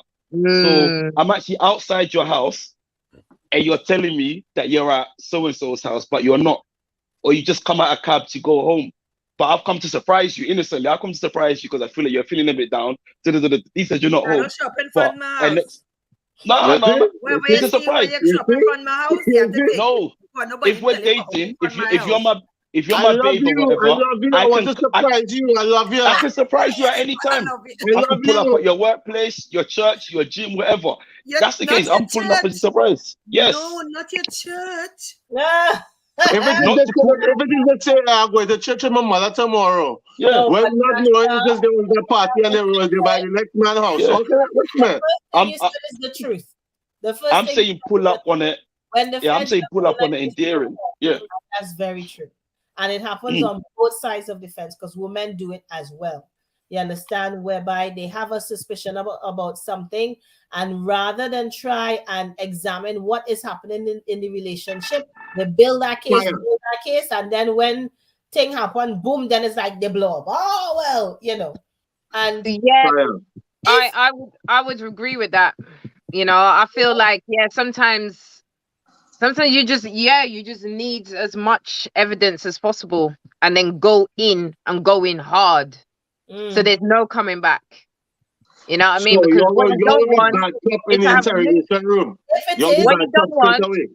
Yeah, you don't want lukewarm evidence. No, but Nah, what Giselle, I want no, the but what Giselle, fiery. no, but I what want the Giselle's peppery saying. evidence. No, but I want what the Giselle's, concrete. no, but what Giselle's saying, instead of doing that, why not? Because you have such a solid relationship with one another and you're loving. Why not have that that open communication where like you've done Where something you that have makes a me feel conversation and uncomfortable. interrogate them. Yeah, no, you're not interrogating them. All you're saying is you've done something that's made me feel uncomfortable. No, you're not interrogating them. You're not blaming them of nothing. All you're saying not is confronting them either. yeah. All you're saying So is what are we doing? no. All you're saying is We have an open, honest conversation and giving each other time to process and come back because I have done that. You're saying that this action has made me feel a certain way. I'm not blaming you for. Oh yeah. No. I agree with you. That conversation could still happen. Yeah, and that is all. But I'm still plotting. Just by having these sort of conversations, they'll be like, okay, my action has done this to make him feel this certain way. Yeah. Listen. Yeah. No, and the thing about why you plotting and though? this is not a way to put your partner on high alert for them to try and cover the tracks even more. You know, it could be. No, but that's what I'm saying. Yes, but it could be that too. People like that haven't reached a level of consciousness and self-awareness and maturity. If you have, then you don't wait for the shit to hit the fan. Whilst the pot is boiling, you address the situation and you turn the heat down. Tracy, that's a double-edged sword. That's a double-edged sword. No, but listen, I don't think so. Come back to what I said, Super Trini. A certain I think that's a level good of solution. Consciousness and self-awareness. That and is maturity. You can have as much consciousness and self-awareness, Jizzy. If you are, you would never behave like that. I'm telling you. Wouldn't. Exactly. If you are, you would never behave like that. You would never behave like that. Exactly. A lot of us feel that we are, that we have a certain level of consciousness and self-awareness. And we don't. We don't. You understand? We live in a lie. We don't. We fooling ourselves. We don't have it. Because but you know what, Giselle, you say that I have actually done that and you know what I've done? I've said, you know what are we doing on this particular day? Okay, if we're both free, I'll be like, all right, could we go to the park or whatever? Because I feel like we need to have a conversation that we shouldn't have at home. Because, you know, sometimes in your home environment is a different feeling. So you go somewhere, open space, whatever, where nobody can overhear you, no interruption stuff. And you sit down and you face each other and you have a conversation about things that are happening before it reaches to those points. I have done that. And that is a very healthy way to operate. Because when you say there, Giselle, when that shit hit the fan, it's not coming back, you know.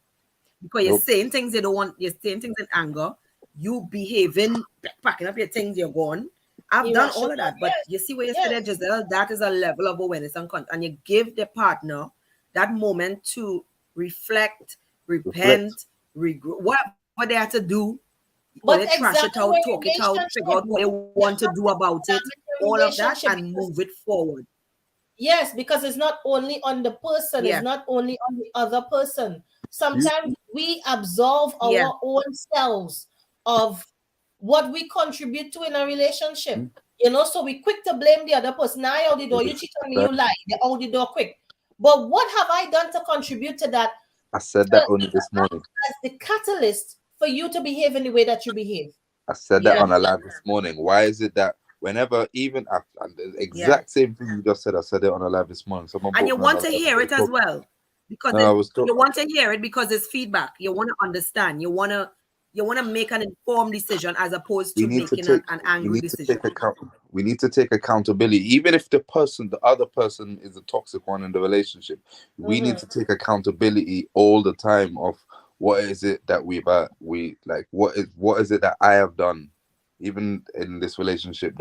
So always look within in all situations going forward. Like you don't put the blame. You know, I've got a wicked nature. We always look outwards. We always look outwards. That's human nature. That's the first instinct. That's the natural thing. You know, and even if you think that you're looking inwards, because a lot of times we looking inwards. Well, it's not me, it's them. You know, it's them. It's not really the problem. Is not me. It can't be me because me and do nothing wrong. I never look at another woman. I never look at another man. I never think or whatever. So I can't be the problem. You understand? But you're in a relationship with somebody.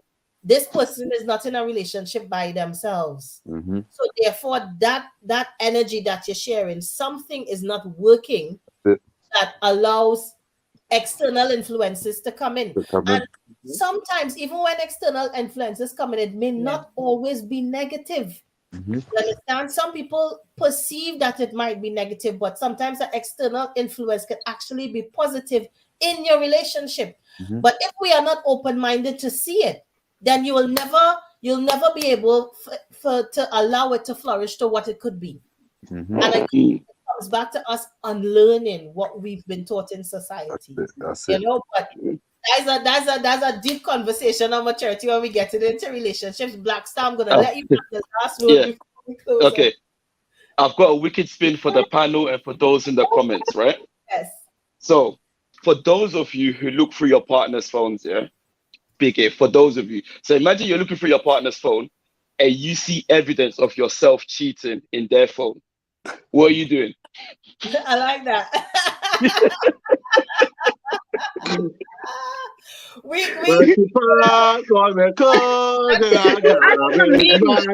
That's a meme.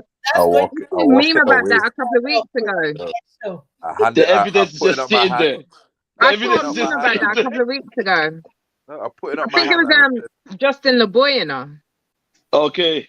Yeah, I saw a meme about that a couple of weeks ago. Yeah, Justin Ladboy. Yeah, he does do some serious memes. I'm being honest. What kind of puppy show is that? I'm being honest. I put it on mine. I said, "Fuck it." You know? I'm deleting it. We can go mad together. Because are you going to confront me that the evidence is gone? Are you that barefaced to do that? Wrong and strong, I'll delete it. I'll delete it and I'll plead the fifth. I'll be like, okay. And that will be my warning. And are you that will be my warning. Yeah, that'll be my warning to give my life to Christ and repent and be like, I'm going to live my life for God. Wait. And then she have backup on iCloud. Why did you delete the whole iCloud account? Yeah. And delete them and resetting your phone to factory settings.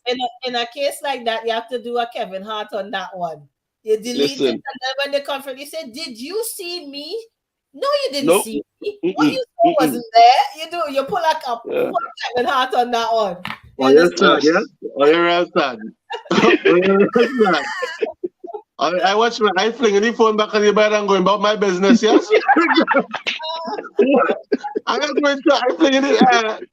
I was just checking to see what time it's running, you know? What time it's running. I'm going back on. as the song does go, what if you want to go through my phone, if you want to lose weight, if you want to lose Yeah, weight, go to my Yeah, phone, go to my phone. Yeah. If you want to lose weight, go to my phone. Yeah. If you're going and you see yourself in there and you're doing something, make a decision. You happy where you are? Or you're doing cycling. You understand it? You're going to see how people be walking on eggshells. Honey, you want something? You want something to drink? You want something to eat? I can say, I coming over and I clean the whole house. I clean everything. Clean. What the way how it is, I was milking that. Listen, what Black Star say that's he warning and you just gave life to Christ and then Jesus. That's like how he named. Who is the one the black guy? Remember we talked about him on a show when he cheated on his wife. Oh God, what was his name again? Oh, Derek Jackson. Yes, Derek Jackson. Yes. Lord. Don't even go there. Yeah, he found Jesus all of a sudden. It's like all of a sudden, yeah, man. And still doing the same thing. So what's the difference? Trust me. Yeah, you know. back up and easy, Still easy doing and the same thing. And she know to her. She know to honey is okay. It's all right. I'm with you regardless. No. Well, I mean, the thing about it is, look, if she knows and she accepts it and they happy, good for them.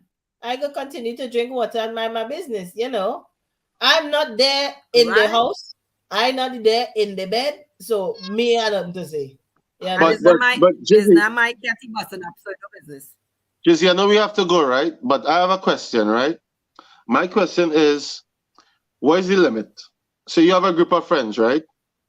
And you and your group of friends, you all know you have mutual friends, you know, or whatever. What is the limit you would go with your sisterhood?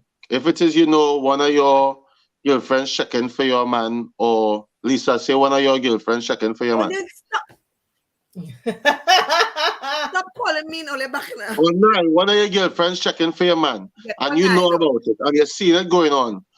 You're gonna address your sisterhood, or you're just going to just see what materializes. You're just gonna let it go until it reaches that point where. No, I don't. How you know your girlfriend's checking for your man? Huh? How you mean? How they know? No, because okay, all of you alignment together, and you realize your girlfriend moving a certain kind of way. One of your sisters moving a certain kind of way with your man. You understand me? And it starts to raise suspicion in your head. What you doing in that situation? I never put any bad mean nothing first. I dragging shit. I ain't doing nothing. I'm gonna see what he gonna do. You see difference of opinion there? I go drag she ass because my friend. No, because it's for him to put the record straight. It ain't for me to intervene. She is my friend. So man could come, man could go. She should know better. So what we doing? I mean, she should know better by all means, but then I'm watching him. Wow. That's why I said earlier, ladies and gents, it's no point arguing. Exactly. No point arguing and blaming the woman. No, I'm blaming nobody. But me and she got to have Speak a to your man. For me, what her name is Delilah. Why do we feel we own each other and exactly? And I asked that question earlier on, Dexter. Guys, we are gonna have to sign off. It's past midnight here. And it's just getting hot, you know. The sauce is getting hot indeed, but we'll have to carry on with the hot sauce in a fortnight's time. But you know, we have to thank everybody that tuned in, and of course, make sure all you send the link and tell all your friends and family to watch back the show. It's always a pleasure chatting on a Thursday night with these lots. Oh my God. That's the Delilah and the Lucius. That's killing me tonight. You know, but you notice no woman our age is called Delilah. That name is stayed in the Bible. Yeah. Everybody's staying far away from it. Far away. Oh, sorry.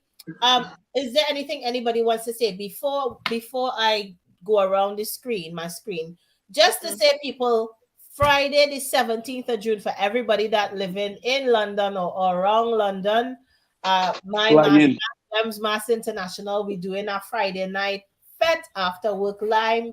in Enfield at Alma's Place. It's on GMI, Instagram, and a lot of people Instagram in Enfield, North London. Come out. It will be good fun, good music. So we have some great DJs, and just come out and support. And wear red. And wear red. Yes, you know how I like the thing. You have to. What fool? You have to wear red. Good color. So you could wear a touch of red or all red. You could come all red if you like. From head to toe. Yeah. Okay, Jizzy, I need your dye so I can do my beard. Yes. I think a red beard would look good. That'll look really good. Actually, we're gonna have giveaways on the night, so we're looking for best dress male and female interpretation of the red. Mankini, one time. Guys, we will put details in the link as well. But yeah, Friday the 17th of June, Enfield, North London. Definitely come on. Let we lime, let we take a drink, let we eat something, and take a little dance and thing as well. So just closing remarks, literally a few seconds from everybody, starting with Super Trini. Oh yeah, it's been a pleasure to be here once again on Hot Sauce. What I would say is, you know what's in your heart, what brotherhood or a sisterhood is to you. And once it is you're conscious enough and you have that understanding within yourself that you're doing right by your brotherhood or by your sisterhood, everything else, leave it up to God, leave it up to the world or whatever. But just be true to yourself and everything else will follow in a positive way. One love. Look for me this weekend outside. Yes, outside. Pressure. Yeah, mass in Jam Juve. No, not me. Not in that Mexico. Not me. That's too far outside for me. Yeah. Too far. Lisa, I'm ready. From you? Well, like kind of what Super Trini say, we each have our own versions of what the sisterhood and brotherhood should be, or but I feel like also we have to remember that we all so different. So we can't expect the same level of sisterhood and brotherhood from other people. True. But once you make it clear how you want to be treated and your boundaries and what you will accept and what you won't, I think you will kind of gravitate towards those people of similar, similar behaviors and similar interests and, similar morals and stuff. So look for your tribe and stick to that and just be grateful, because it's not nice to be alone in this world. It's not nice. So, work hard at it and, let it flow as well, but still you have to put in the work. If you're looking for sisterhood or brotherhood, you as well have to be that person. Mm-hmm. One of the things I would just touch and say, nothing is wrong with being alone, but being lonely is a different thing. You could be alone and not lonely. Mm-hmm. Nai, Pat, any last words from you?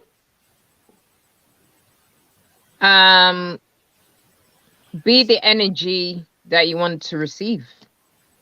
You're all taking my words. You know what I mean? When it comes to the sisterhood, that should be the golden rule. And we, as especially us Black women, where when you look at whether we want to admit it or like it or not, but there's a hierarchy, isn't there? And they always say that the Black woman is the most disrespected woman on the planet. Mm-hmm. And I just feel it's so counterproductive to be against each other, fighting each other. And we already and we're already as a collective struggling. Mm-hmm. So my thing is, just be the energy you want to see. Mm-hmm. And like Lisa said, it's about your tribe. Mm-hmm. Find your tribe. And just everything that Lisa said basically. But in closing, what I would also say, which is an interesting point, some of the points that Super Trini mentioned earlier, right, that got me thinking maybe for another topic of conversation is why is it when it comes to relationships, I could be wrong, but I feel that women are more willing to fight for a relationship than men are. Whereas a woman would I asked that question when he said he ain't fighting for no woman, and I was like, yes, you need to I want to understand what kind of fight, because I was going to make that point and say, because we find that men don't fight for our relationship. No, they're not fighting for us. Quick to pack up and be like, very quick to pack up their bag and go. Real quick to pack That's up. why I I'm asked that blocking you. question. I'm blocking you on socials and everything. When they're gone, they're gone. When they pack up and they're gone, that's it. You know what I mean? Whereas with us women, we'll be like, give it a few days, ring him up. Okay, we need to have a talk. We need to have a chat. You know? Maybe because they have more options. That comes down to how the relationship has ended there. Yeah. It comes down to the particulars of how it ended there. Not only that. There is that. I think from your perspective and your experience, is that what you say? I have a completely different experience, because the men that are in my life, I've seen them fight for their relationships and fight hard. You know, and even when they weren't at fault, and they fought really, really hard. And some of these men are really close to me. Some of them are my close relatives, you know, and I say to myself, you know, is the woman's loss, because she's lost a really good man. You know, I've been in that position. But did you see when the woman was fighting for the relationship? Maybe he was fighting. I've seen men fight. I can't make a generalized statement like that, because I've seen the fight on both sides. I'm yet to see that, and I mean, I can only talk from experience, and I can only talk from what I've seen of others and conversations I've had with certain male friends of mine. They're not very forgiving. If they found out their missus was cheating or even just talking to her next man, they're gone. Yeah, that's without cheating. You know, they're just chatting to a next man, or you know, maybe an exchange of DMs on the social media front. That's it. They're gone. No, they don't want to know. They have issues that they need to sort through. But Blackstar, Blackstar gone is a ghost, black ghost. No, he's there.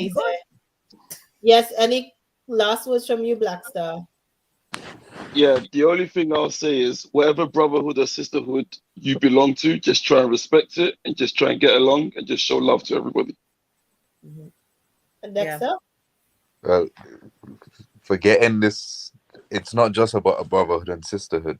To everyone, your whole reality is a reflection of yourself. So whatever you're putting out into the universe is what the universe will give back to you. So just the more you give love and respect to one another, that's what's going to come back to you. So automatically, as I said, we talk about it plenty of time.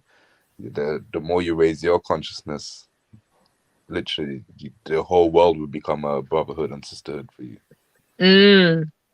And that's a great way to end, and I echo that sentiment. So once again, thanks everyone for joining us for another edition of Slayers Hot Sauce, and thank you to my co-host tonight, Trini, for holding down the first half of the show. We will see you in a couple weeks time after the madness that happens here, that is called Jam Weekend, the festival.